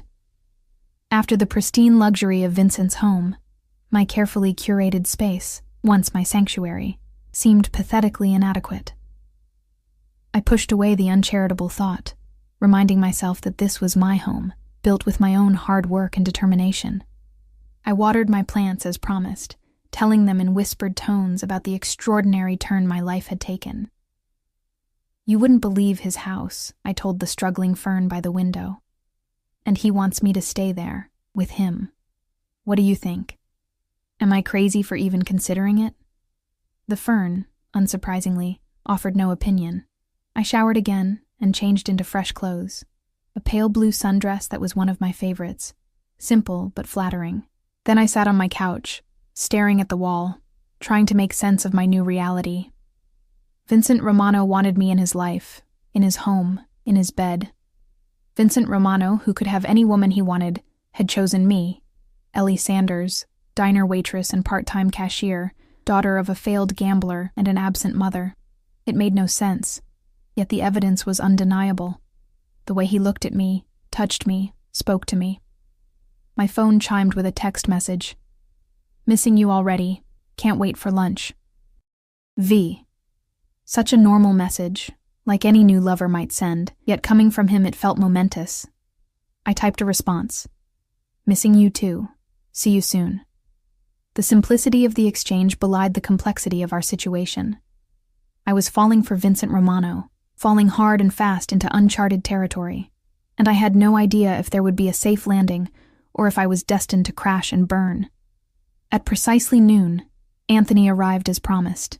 He raised an eyebrow slightly at the small overnight bag I carried, the only acknowledgement of what it signified, and held the car door with his usual silent efficiency. Vincent was waiting on the terrace when we arrived. His suit jacket discarded, sleeves rolled up to expose strong forearms. He looked up from his laptop as I approached, his entire being seeming to lighten at the sight of me. He rose immediately, coming to meet me, his hands warm on my waist as he bent to kiss me. "You came back," he murmured against my lips, as if he genuinely feared I might not. "I said I would," I replied, touched by the vulnerability beneath his confident exterior. He gestured to the bag in my hand, his eyes questioning. "You're staying?" "For tonight," I clarified, not quite ready to commit to more despite the pull I felt toward him. "If that's still okay." "More than okay," he assured me, taking the bag and setting it aside. "I had lunch prepared for us out here." "I thought you might enjoy the view." The view was spectacular. The infinity pool shimmering in the midday sun, the forest beyond vibrant with summer green. But it was Vincent himself who captured my attention. The way the sunlight highlighted the angles of his face, the way his eyes followed my every movement, as if cataloging each expression, each gesture. Lunch was a light affair. Fresh salads, cold soup, crusty bread with imported olive oil. We talked easily, about nothing and everything. My online classes, his legitimate business interests, books we'd both read, places we'd like to visit. It felt normal, almost domestic, this shared meal in the sunlight. After we'd eaten, Vincent led me to a cushioned lounge chair large enough for two, pulling me against his chest as we reclined together. "This is nice," he murmured into my hair. "Just being with you." "It is," I agreed, relaxing into his embrace. "Though I imagine it's quite different from your usual afternoon activities." His chest rumbled with a low laugh. "Very different. Much better." We stayed like that for a while, the warm sun and the gentle rhythm of Vincent's heartbeat lulling me into a peaceful doze. I woke to the sensation of his fingers combing through my hair, his breathing steady beneath my cheek. "Tell me about your bakery dream," he said quietly. "What would it look like? Where would it be?" I smiled against his chest, surprised he'd remembered that detail from our earlier conversations. "Nothing fancy. A small storefront in a neighborhood with good foot traffic, display cases with pastries and bread, maybe a few tables where people could enjoy coffee and something sweet. I'd want it to feel warm, inviting. Somewhere people would return to again and again. What would you call it?" I hesitated, then admitted, "Sweetness and light. It's what my mom used to call me when I was little before she left." Vincent's arms tightened around me. "I like that. It suits you. It's just a dream," I said, tempering my own enthusiasm. "Commercial space in this city is expensive, and startup costs for a bakery are significant. Equipment, inventory, staff. I could help with that," he offered, his voice careful, as if aware he was treading on sensitive ground. "If you'd let me." I sat up to look at him, needing to see his face. "Vincent, I can't take more from you. The debt was already too much." "It's not taking if I'm offering freely," he countered, his expression earnest. "I have resources, Ellie. Let me use them for something that would make you happy." I'd never know if I succeeded because of my own merit, or because Vincent Romano smoothed the path, I explained, trying to make him understand. "I need to do this myself when I'm ready." Instead of arguing, Vincent surprised me with a smile of genuine admiration. "Your independence is one of the things I adore about you, but remember that accepting help doesn't diminish your accomplishments." I leaned forward to kiss him, touched by his understanding. "Thank you. Maybe someday I'll take you up on that offer." But not yet. The rest of the afternoon passed in lazy contentment. Vincent showed me more of his property. The Japanese garden I'd glimpsed from the dining room, a small orchard of apple and pear trees, a vegetable garden that supplied the kitchen with fresh produce. It was a peaceful oasis, far removed from the dangers and complexities I knew existed in his world. As evening approached, Vincent received a call that made his expression darken. He excused himself, moving away to speak in low, rapid Italian that I couldn't understand. When he returned, the easy warmth of the afternoon had been replaced by a tension that radiated from him in almost palpable waves. "I have to go out," he said, his jaw tight. "Business that can't wait. I'm sorry." "It's okay," I assured him, though disappointment curled in my stomach. "I understand." He cupped my face in his hands, his eyes searching mine. "I won't be long. A few hours at most. Make yourself at home. Maria will prepare dinner whenever you're hungry." "Be careful," I said impulsively, some instinct telling me that whatever business required his attention wasn't entirely safe. Something flashed in his eyes, surprise perhaps at my concern. "Always," he promised, bending to kiss me with an intensity that left me breathless. "I'll come back to you, Ellie." After he'd gone, the massive house felt emptier, colder despite the warm evening. I wandered aimlessly for a while, exploring rooms we hadn't visited during the tour. A home theater with plush seating, a fully equipped gym, a wine cellar that would make a sommelier weep with envy. In the library, I found a section of books on baking and pastry arts, some so specialized they could only have been sourced from professional culinary schools. Had Vincent acquired these for me? The thought was both touching and slightly unsettling. Evidence of his determination, his certainty that I would become a fixture in his life. I selected one on French patisserie techniques and curled up on the leather sofa, losing myself in descriptions of delicate laminated doughs and precise temperature controls. Evening faded into night, and still Vincent didn't return. Maria brought a tray with dinner, a simple but elegant pasta dish, bread, and a glass of wine, which I ate in the library, the book still open beside me. By 11 o'clock, concern had begun to gnaw at me. Where was he? What kind of business kept him out so late? I tried not to imagine worst-case scenarios: police raids, rival gangs, violence I'd only seen in movies. Vincent was careful, controlled. He wouldn't put himself at unnecessary risk. Would he? I must have dozed off on the sofa because I woke to gentle hands lifting me. Vincent cradled me against his chest, carrying me up the stairs to his bedroom as if I weighed nothing. "You're back," I murmured sleepily, breathing in his familiar scent, now mingled with something sharper. Cigarette smoke. Though I'd never seen him smoke, and the metallic tang of something I didn't want to identify.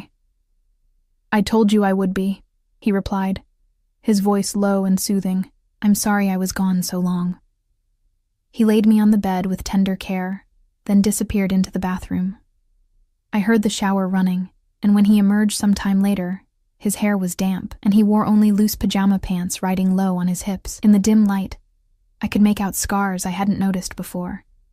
A jagged line across his ribs, a puckered circle on his shoulder that could only be a bullet wound.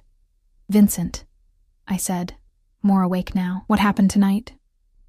He hesitated, conflict evident in his expression, the desire to be honest warring with the need to protect me from certain truths. "A disagreement with a former associate," he said finally, sliding into bed beside me. "It's resolved now. Are you hurt?" I asked, my eyes searching what I could see of his body for fresh injuries. "No," he assured me, pulling me against his chest. "I'm fine, Ellie. Everything is fine now." I wanted to press for more details, to understand exactly what kind of man I was falling for, but exhaustion pulled at me. Vincent's steady heartbeat beneath my ear and his warm arms around me created a cocoon of safety that belied the dangers I knew lurked beyond these walls. "Sleep," he murmured, pressing a kiss to my hair. "I've got you." And despite everything, the unanswered questions, the hints of violence, the strangeness of my new reality, I did sleep, deeply and dreamlessly, secure in Vincent Romano's embrace. Morning brought sunshine and the scent of coffee. I opened my eyes to find Vincent sitting on the edge of the bed, fully dressed in another impeccable suit, a mug in his hands. "Good morning," he said, offering the coffee. "I thought you might need this." I sat up, accepting the mug gratefully. "Thank you." "What time is it?" "Just after 8. I have meetings, but I wanted to see you before I left."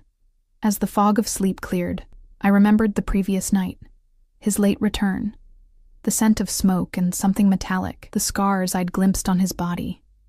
In the light of day, my concerns resurfaced. "Vincent," I began carefully. "About last night." His expression closed slightly, a subtle shift that might have been imperceptible to someone who hadn't studied his face as I had. "What about it?" "I need to know what I'm getting into here," I said, setting the coffee aside. "With you. With whatever business took you away last night." He was quiet for a long moment, weighing his response. "My world isn't always clean, Ellie. There are complications. History that can't be erased overnight." "I understand that," I said, though in truth I wasn't sure I did, not fully. "But if I'm going to be part of your life, I need to know what that means. What risks I'm taking, what compromises I might have to make." Vincent took my hand, his expression solemn. "I'm working to legitimize everything. Investments, real estate, import, export, legal enterprises that can sustain what my father built without the methods he employed." His thumb traced circles on my palm. "But there are still connections that can't be severed immediately. People who knew my father, who expect certain things from his son." "Like what?" I pressed, needing specifics rather than vague allusions. He sighed, seemingly making a decision. "Protection money from businesses in certain neighborhoods, arrangements with dock workers and customs officials to facilitate imports, agreements with other organizations about territory and operations." It was more candid than I'd expected, and the reality of it settled heavily in my stomach. Vincent Romano wasn't just a successful businessman. He was the head of an organization with deep roots in organized crime. Have you ever... I started, then paused, unsure how to phrase the question. Killed someone? He finished for me, his voice gentle despite the brutal directness of the words. Yes, Ellie. When necessary. To protect myself, my people, my interests. I should have been horrified. I should have gotten up, gathered my things, and walked away from this dangerous man and his complicated world. Instead, I found myself oddly calm, processing this confirmation of what I'd already suspected. Would you ever ask me to be involved in that side of things? I asked. Never, he said immediately, his tone fierce. That part of my life would remain entirely separate from you. You would be protected, insulated from all of it. A beautiful bird in a gilded cage. I mused, not entirely comfortable with the image. Vincent's eyes darkened. Not a cage, Ellie. Never that. You would be free to come and go as you please, to build your bakery, to live your life. My protection doesn't mean your imprisonment. I believed him, or wanted to, which amounted to the same thing in that moment. And what happens if someone tries to get to you through me? His expression hardened, a glimpse of the dangerous man beneath the polished exterior. They would regret it. Deeply and permanently, a shiver ran through me, not entirely from fear. There was something primal and compelling about this man who would destroy anyone who threatened what was his. And I was becoming his, whether I fully admitted it or not.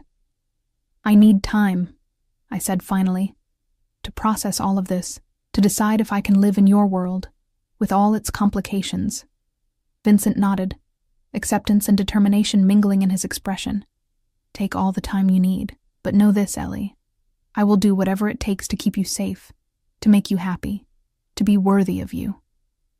He leaned forward to kiss me, a gentle press of lips that conveyed more than words could have. Then he rose, straightening his already perfect suit. I'll be in meetings most of the day. Anthony will be available if you need anything. And Ellie? I looked up at him, this beautiful, dangerous man who had upended my life in less than a week. I'm falling in love with you, he said simply, the words hanging in the air between us like a tangible thing. I think I began falling the moment I saw you. Before I could respond, before I could process the enormity of the admission, he was gone, leaving me alone with his declaration and my conflicted heart. I spent the day in a state of emotional tumult, alternating between rational analysis of my situation and breathless remembrance of Vincent's touch, his voice, his eyes when he'd confessed his feelings. I wandered his vast home, trying to imagine myself living there permanently, waking in his bed each morning, sharing meals in the sunny kitchen, perhaps eventually filling the silent rooms with children's laughter. The fantasy was seductive, but reality kept intruding. Vincent Romano's world included darkness I could scarcely comprehend. Violence, illegal activities, enemies who would view me as a vulnerability to exploit. Could I accept that? Could I build a life with him knowing what lurked beneath the surface of his legitimate businesses? By evening, I'd reached no clear conclusion. Vincent returned home earlier than the previous night, finding me in the library once again, surrounded by baking books. His face softened at the sight, tension draining from his shoulders as he crossed the room to kiss me. I missed you today, he murmured against my lips. I missed you too, I admitted, surprised by how true it was.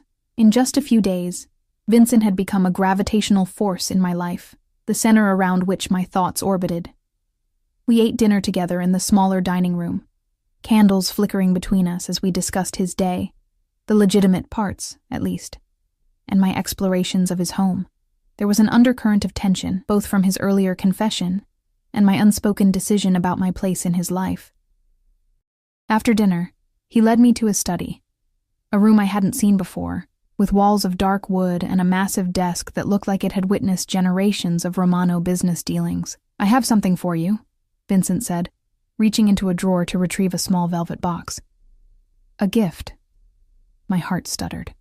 Vincent, it's not what you're thinking, he said with a small smile, handing me the box, though that conversation will come in time. I opened it with trembling fingers to find a key. Modern, electronic, nestled on black velvet. What is this for? I asked, though I suspected I knew. "This house," he replied, watching my reaction carefully. "For when you're ready. If you decide to stay to be with me, you should be able to come and go freely. This is your key. Your home, if you want it to be." The gesture was both practical and deeply symbolic, an offer of freedom within the context of belonging to him. I closed my hand around the key, feeling its weight, its significance. "Thank you," I said softly. "I'm still thinking about everything. But this means a lot." Vincent nodded, understanding in his eyes. "Take all the time you need, Ellie. I meant what I said this morning. I'm falling in love with you. That doesn't change whether you're here or in your apartment across town." Later, in his bed, with moonlight spilling across our tangled limbs, I traced the scar on his ribs with gentle fingers. "How did you get this?" Vincent caught my hand, pressing a kiss to my palm. "A disagreement when I was 24. Early in my leadership, when I was still proving myself. And this?" I touched the puckered circle on his shoulder. "A rival who thought my father's death left an opportunity," he said, his voice matter-of-fact. He was mistaken. I absorbed this, trying to reconcile the gentle lover who held me with the dangerous man who had survived these violent encounters. "How many enemies do you have?" "Fewer than my father had," he replied thoughtfully. "I've worked to resolve old conflicts, establish new alliances, but enough that I take precautions, like the security I've seen around the property." "The bodyguards?" "Yes. And other measures you haven't seen." His fingers combed through my hair, a soothing gesture. "Does it frighten you?" "A little," I admitted, "but not in the way you might think. I'm not afraid of you, Vincent. I'm afraid of losing you, of being caught in the crossfire of your world." He pulled me closer, his embrace fierce and protective. "I would die before I let anything happen to you, Ellie. You have to know that. That's what terrifies me," I whispered against his chest, "the thought of you putting yourself at risk for me." We fell silent, the weight of unspoken fears and possibilities hanging between us. Eventually, Vincent's breathing deepened, his arms loosening slightly as sleep claimed him. I remained awake, watching the play of moonlight across his face, memorizing each plane and angle. "I'm falling in love with you too," I whispered to his sleeping form, testing the words I hadn't been brave enough to say earlier. "And it terrifies me." The next morning, I woke to find Vincent already gone, a note on his pillow. "Early meeting. Back by noon. Think about lunch in the city, V?" I showered and dressed in yesterday's clothes, feeling increasingly aware of my limited wardrobe in comparison to Vincent's world.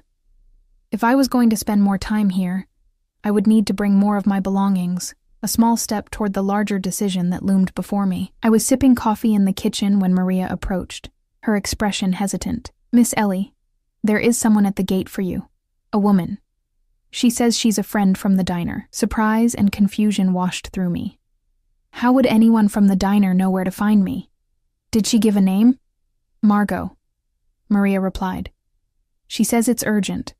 Margot, the cook who had warned me about men like Vincent." What could be so urgent that she'd tracked me to his home? "I'll see her," I decided, setting down my coffee. "Where is she?" "Security has brought her to the front entrance." I made my way to the massive front doors, anxiety building with each step. When I opened them, I found Margot standing in the foyer, looking uncomfortable and out of place in her practical clothes among the luxury of Vincent's home. "Ellie," she said, relief evident in her voice. "Thank goodness.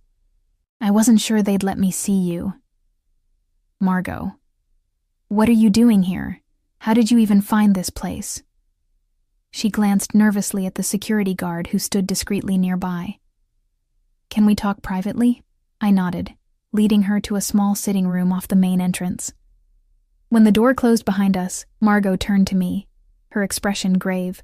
"You need to be careful, Ellie. Do you have any idea who Vincent Romano really is?" I sank onto a couch, suddenly weary. "I know enough, Margot. Do you?" She leaned forward, her voice urgent. "Because 3 men came into the diner last night asking questions about you. Questions about your relationship with Romano." Alarm prickled along my spine. "What kind of questions?" "How long you've known him, whether you're living with him, if you ever mentioned family or friends who might be important to you." She shook her head. They weren't friendly, Ellie. They were gathering information, and not for a surprise party. My mouth went dry. Did you tell them anything? Of course not. But they'll find someone who will. She sat beside me, taking my hands in hers. I know it's not my business, but I care about you, kid. Whatever's happening between you and Romano. It's painting a target on your back. I closed my eyes, the reality I'd been trying to ignore crashing down around me. Vincent had enemies who now saw me as a way to hurt him. Thank you for telling me, I said, squeezing her hands. I'll be careful, and I'll talk to Vincent about it. You should come back with me, Margot urged.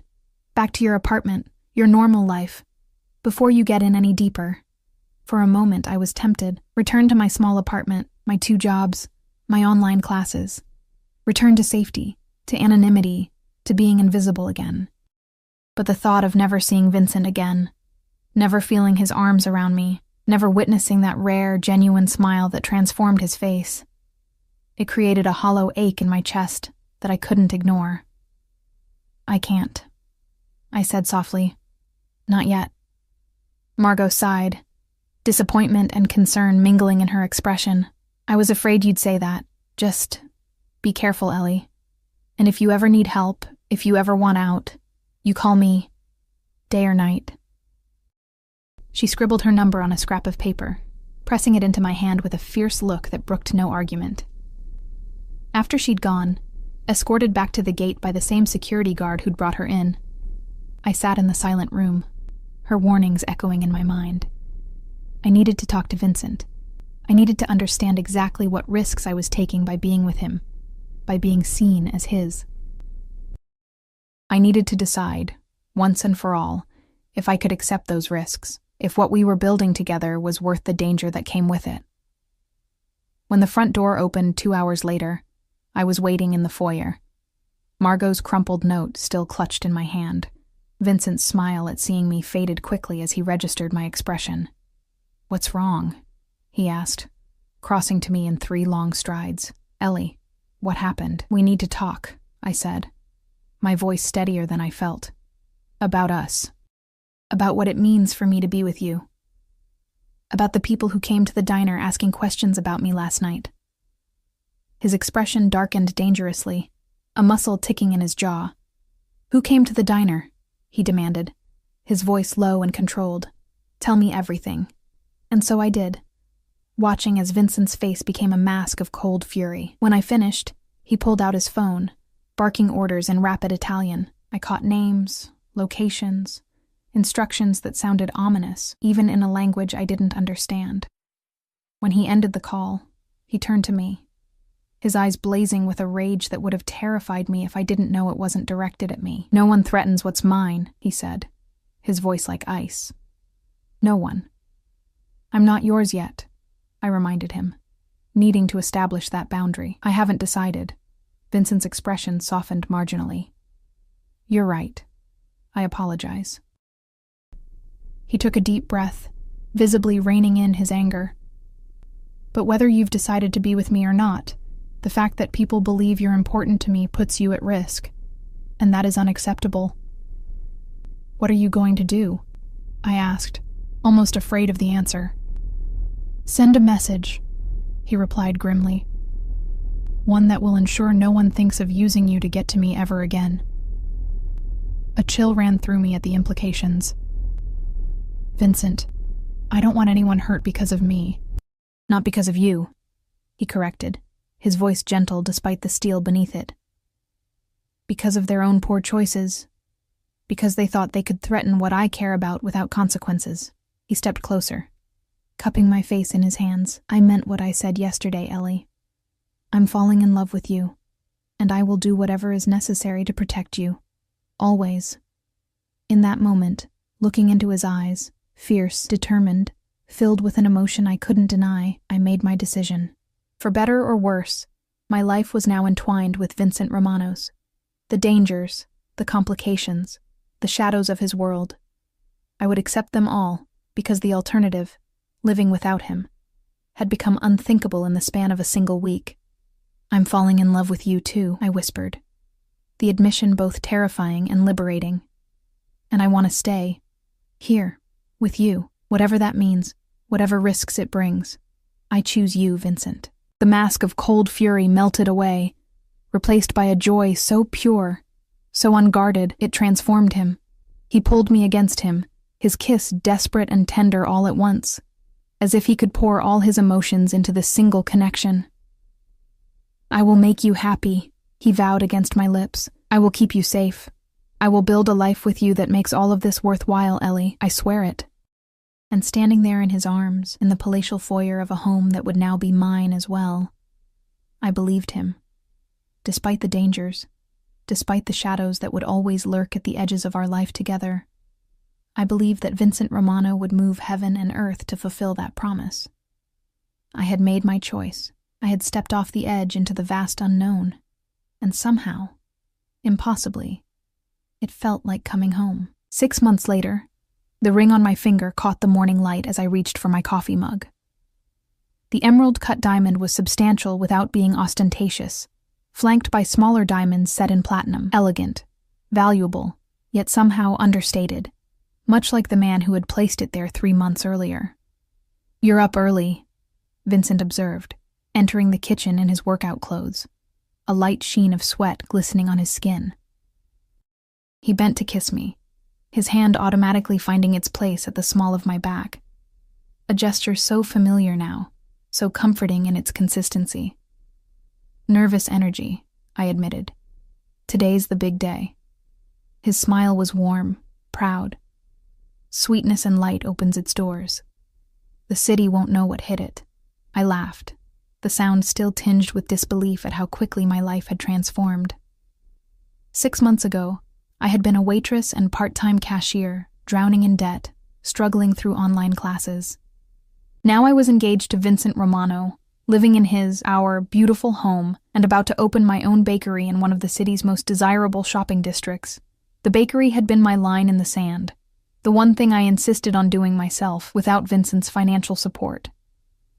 He had respected my decision, though I knew it frustrated him to watch me secure a small business loan, negotiate with suppliers, and worry over startup costs when he could have eliminated those struggles with a single phone call.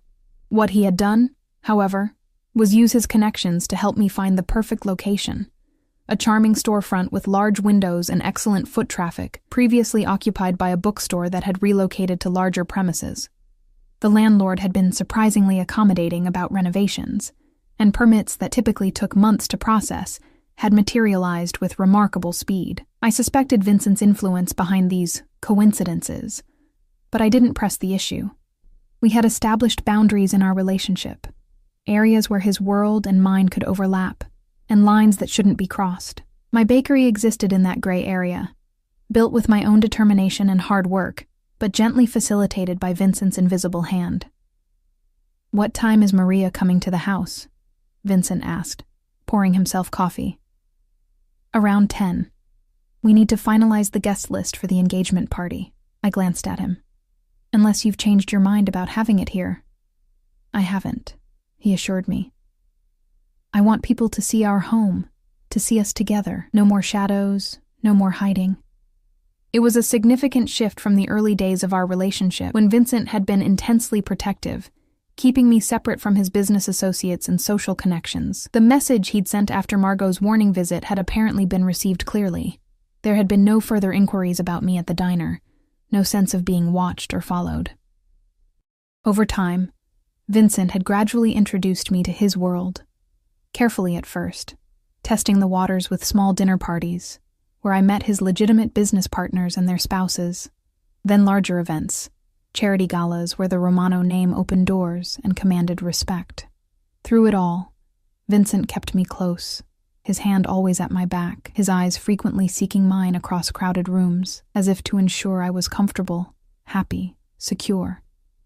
The engagement had come on a quiet evening 3 months ago, not with a grand gesture or public spectacle, but with Vincent kneeling beside me on our terrace, the stars overhead, and the scent of night-blooming jasmine in the air. His proposal had been simple, direct, like the man himself, a promise of protection, partnership, and passion for as long as we both lived. I had said yes without hesitation. my earlier fears about his world subsumed by the certainty that whatever challenges we faced, we would face them together. "I should get going," I said, glancing at the clock. "I want to be there when the staff arrives for final training." Vincent set down his coffee mug to pull me into his arms, his kiss more thorough than the casual greeting earlier. "I'll be there at noon," he promised, "with lunch for everyone." "You don't have to do that," I protested weakly, though I was touched by the gesture. "I want to." He replied simply, "This is important to you, which makes it important to me." Another boundary we'd established. Vincent would never set foot in the bakery during business hours. His presence would inevitably change the atmosphere, make customers uncomfortable or overly curious. Sweetness and Light needed to succeed or fail on its own merits, not because of its connection to the Romano name. But today was different. Today was a private training day before tomorrow's grand opening, and Vincent wanted to show his support for me and for the small staff I'd assembled. A pastry chef with formal training to complement my self-taught skills, 2 baristas to handle the coffee service, and a front-of-house manager to keep everything running smoothly when I needed to focus on baking.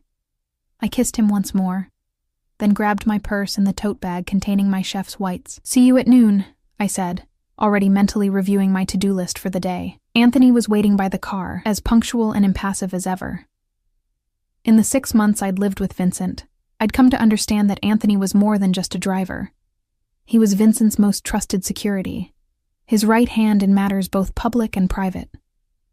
The fact that Vincent assigned him to drive me spoke volumes about my position in Vincent's life. "Good morning, Anthony," I greeted him as he held the door. "Baker Street, please." He nodded, the ghost of a smile touching his usually stoic features. "Congratulations on your opening day, Miss Ellie." The easy formality between us had become comfortable over time. Anthony kept a professional distance, but there was a warmth in his manner that hadn't been there in the beginning. I suspected Vincent had told him about my insistence on building the bakery myself, without financial help, and that Anthony respected the decision more than he let on. As we drove into the city, I watched the familiar landmarks pass by, marveling at how differently I viewed them now. 6 months ago, I had been an invisible girl, struggling to survive. Now I moved through the world with a new confidence, a sense of belonging that came not just from Vincent's protection, but from discovering my own strength through loving him. The bakery looked exactly as I'd imagined it: warm cream walls, rich wooden display cases, small tables with comfortable chairs where customers could linger. The logo, an elegant script reading "Sweetness and Light" with a small sunburst accent, gleamed on the front window, promising delights within. My staff was already waiting, their faces bright with anticipation. Cora, the pastry chef, had worked in high-end restaurants before burning out on the grueling hours and toxic culture. Marcel and Jenna, the baristas, were culinary students working part-time. And Renata, my manager, was a retired teacher with a gift for organization and a warm manner that made everyone feel welcome. "Morning, everyone," I greeted them, unlocking the door. Ready for our final run-through? The day passed in a blur of activity, testing equipment, practicing workflows, rehearsing customer service scenarios. When Vincent arrived at noon, bearing gourmet sandwiches and salads for everyone, I felt a surge of pride watching him interact with my team. He was charming but not overbearing, genuinely interested in their backgrounds and excited about the bakery's prospects. "You've built something special here," he murmured, as we stood aside, watching the others eat. "Something entirely your own." "I couldn't have done it without you," I admitted, leaning into him. "Yes, you could have," he countered, surprising me. "It might have taken longer, been harder, but you would have done it eventually. That's who you are, Ellie. Determined, resilient, unstoppable when you set your mind to something." His arm tightened around my waist. "It's one of the countless reasons I love you." After lunch, Vincent left us to our preparations, pressing a kiss to my temple and promising to have dinner waiting when I got home. The rest of the afternoon passed in final adjustments, last-minute additions to the menu board, and a full dress rehearsal of opening procedures. By the time I locked up at 6, exhaustion and exhilaration warred within me. Tomorrow, Sweetness and Light would open its doors to the public. My dream, the one that had sustained me through years of struggle, was finally becoming reality. The house was quiet when I arrived home, which was unusual. Typically, Vincent would be in his study at this hour, wrapping up business calls before dinner. Instead, I found a note on the kitchen counter. Meet me on the terrace. V. Curious, I made my way through the house to the back terrace, gasping as I stepped outside. The entire space had been transformed. Tiny lights strung through the trees, candles flickering on every surface, the table set for an intimate dinner for two. And in the center of it all stood Vincent, handsome in a simple button-down shirt and slacks, a champagne bottle and 2 glasses waiting beside him. "What's all this?" I asked, moving into his embrace. "A celebration," he replied, kissing me softly, "for the remarkable woman who captured my heart and is about to take the city's pastry scene by storm." He poured champagne, handing me a glass with a solemnity that made me smile. "To sweetness and light," he toasted, "and to its creator, who brings both into my life every day." We clinked glasses, the sound crystal clear in the evening air. As we sipped, I studied Vincent's face. The strong lines now so familiar to me, the dark eyes that could shift from dangerous to tender in an instant, the rare smile that still made my heart skip. "I have something for you," he said, setting down his glass. A gift to mark the occasion. From his pocket, he withdrew a small velvet box, different from the one that had held my engagement ring. I opened it to find a delicate gold key on a fine chain. "It's beautiful," I said, lifting it from the box. "But I already have a key to the house." Vincent's smile held a hint of mystery. "This isn't for the house. It's for something else." He took my hand. "Come with me." Curious, I followed him through the house to his study, a room that had become less formal over time, now containing touches of my presence alongside his, a framed photo of us from our engagement party, a small vase of fresh flowers I refreshed each week, books on baking history mingling with his volumes on business and art. Vincent crossed to the far wall, where an abstract painting hung, one of his own works, though few people knew he was the artist. He moved it aside to reveal a small wall safe with a keypad. After entering a code, he stepped back, gesturing for me to approach. "The key unlocks a compartment inside," he explained, "something I want you to have access to, always." Confused but intrigued, I inserted the small gold key into a lock within the safe. The compartment opened to reveal a stack of documents, legal papers, from what I could see of the top page. "What are these?" I asked, carefully lifting the stack. "Insurance," Vincent replied, his expression serious. "Of a sort." I examined the documents more closely, understanding dawning as I read. The top paper was a deed to a house in my name, in another state. Below that were bank statements showing substantial accounts, also in my name. Passports, American, Canadian, Italian, all with my photo but with slightly different versions of my name. Documentation for a corporation I'd never heard of, with me listed as the sole owner. And at the bottom, a handwritten letter from Vincent. "What is all this?" I asked, though I already knew the answer. Vincent took my hands, his eyes intense. "It's an escape plan, a way out, if you ever need it. If something happens to me, or if my world becomes too dangerous for you, or if you simply decide one day that this life isn't what you want anymore." I stared at him, speechless. The documents represented a level of planning, of consideration for my well-being, that was staggering. "Vincent, I don't expect you'll ever need it," he continued, his thumb tracing circles on my palm. "I intend to keep you safe, to make you happy, for the rest of our lives. But I want you to have choices, Ellie. Always. I never want you to feel trapped, not even by love." Tears filled my eyes as the magnitude of his gift sank in. Vincent Romano, who controlled everything in his domain, who protected what was his with fierce determination, had created a pathway for me to leave him if I ever needed or wanted to. It was perhaps the purest expression of his love I'd ever received. The freedom to walk away, to be safe even if the worst happened. "I love you," I whispered, wrapping my arms around him. "I love you so much it terrifies me sometimes." He held me close, his heartbeat steady against my ear. "I know. I feel the same way." He pressed a kiss to my hair. "But I don't want fear to be any part of what's between us. Not fear of my world, Not fear of the future, not fear of being trapped. Only love, Ellie. That's all I want between us. We returned to the terrace, to our intimate dinner and champagne beneath the stars. As we ate and talked, about the bakery's opening tomorrow, about the engagement party next month, about our future together, I felt a peace settle over me that had been building gradually since that first night at Martin's grocery. Vincent Romano had walked into my life like a storm, upending everything I thought I knew about myself and the world. He had shown me both darkness and light, danger and safety, passion and tenderness. And somewhere along the way, I had found myself, not just the exhausted waitress struggling to survive, but the woman beneath, capable of strength and determination I'd never recognized.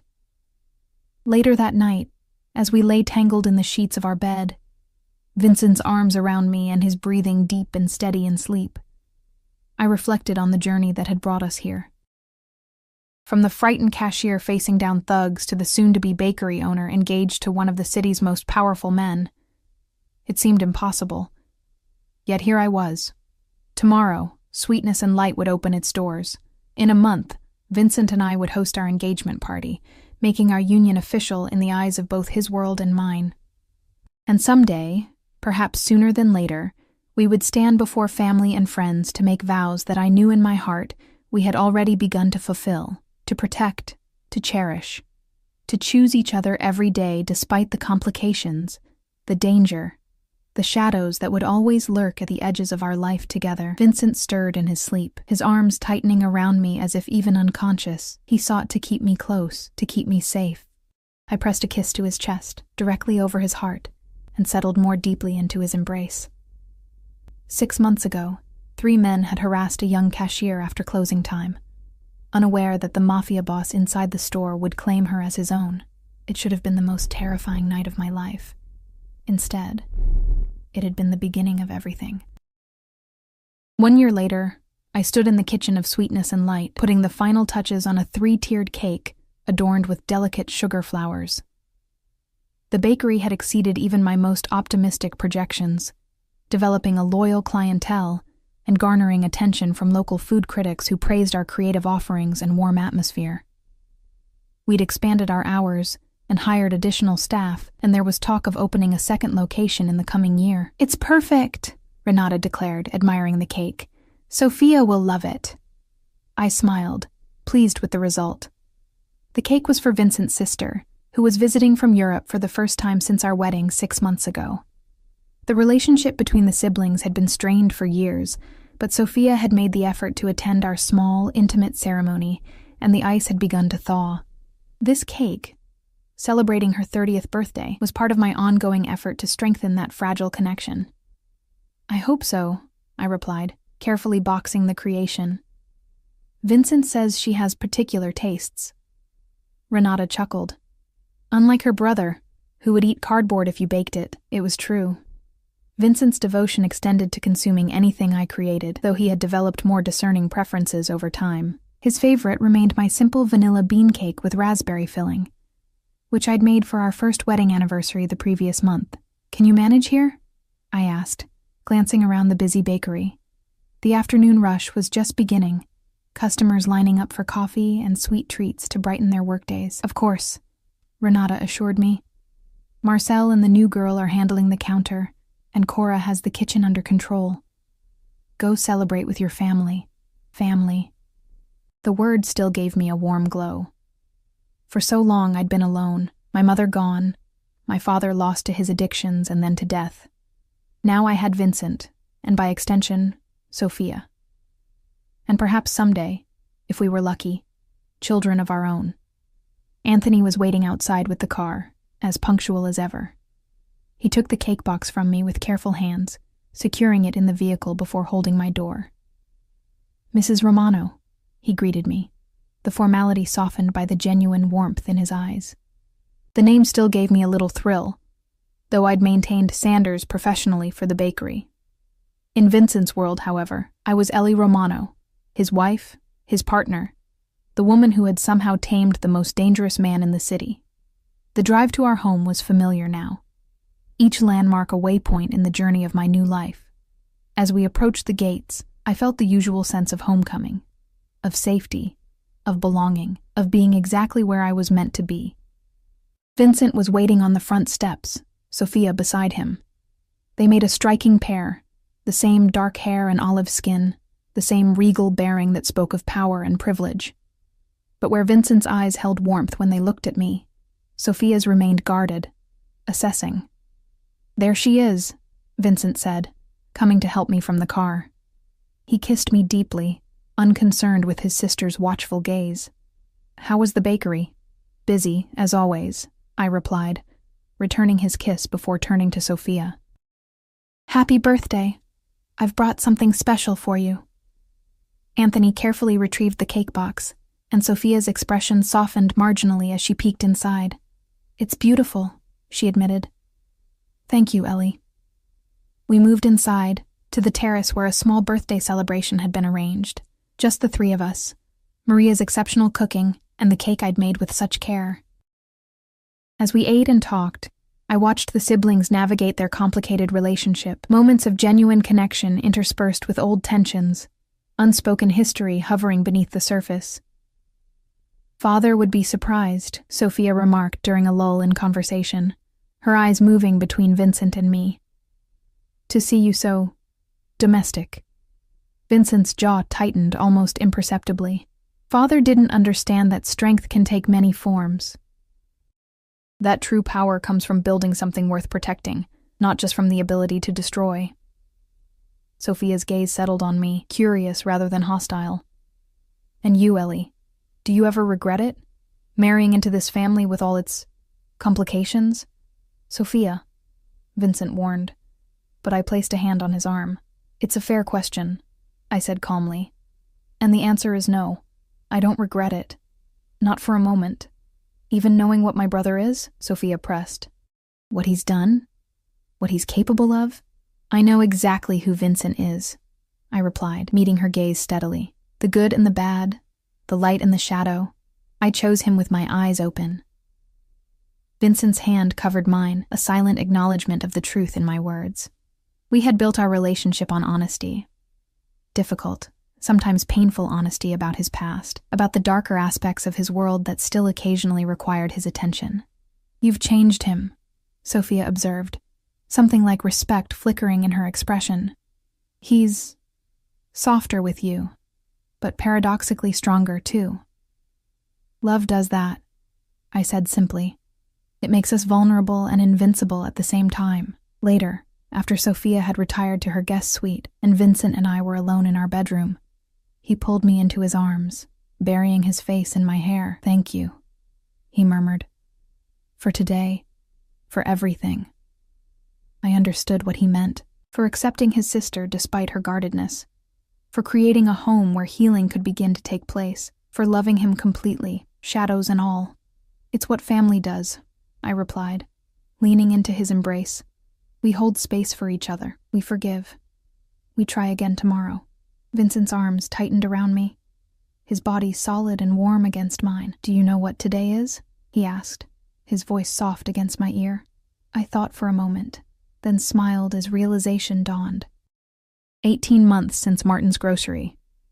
Since 3 thugs harassed a young cashier, unaware that the Mafia boss inside would claim her as his own. "The most important night of my life," Vincent said, drawing back to look into my eyes. "The night I found you. The night we found each other," I corrected gently. "The night everything changed." He nodded, his expression solemn. "I've spent the day thinking about how different my life would be if I hadn't stopped at that store, if I hadn't been there when those men came in, if I hadn't seen you standing your ground despite your fear. We would have found each other some other way," I said with a certainty that surprised me. "Some things are meant to be, Vincent. I believe that now." His smile, that rare, genuine smile that transformed his face and made him look younger, unburdened, was my reward. "So do I," he agreed, bending to kiss me. "So do I."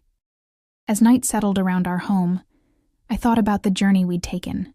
From that first intense encounter to this moment of quiet intimacy, the path hadn't always been smooth. There had been adjustments, compromises, moments when Vincent's world had threatened to overshadow mine, But through it all, we had chosen each other, again and again, building something neither of us had dared to imagine before that fateful night. A bakery owner and a mafia boss. An unlikely pair, an improbable love story, but somehow, impossibly, it worked. We worked.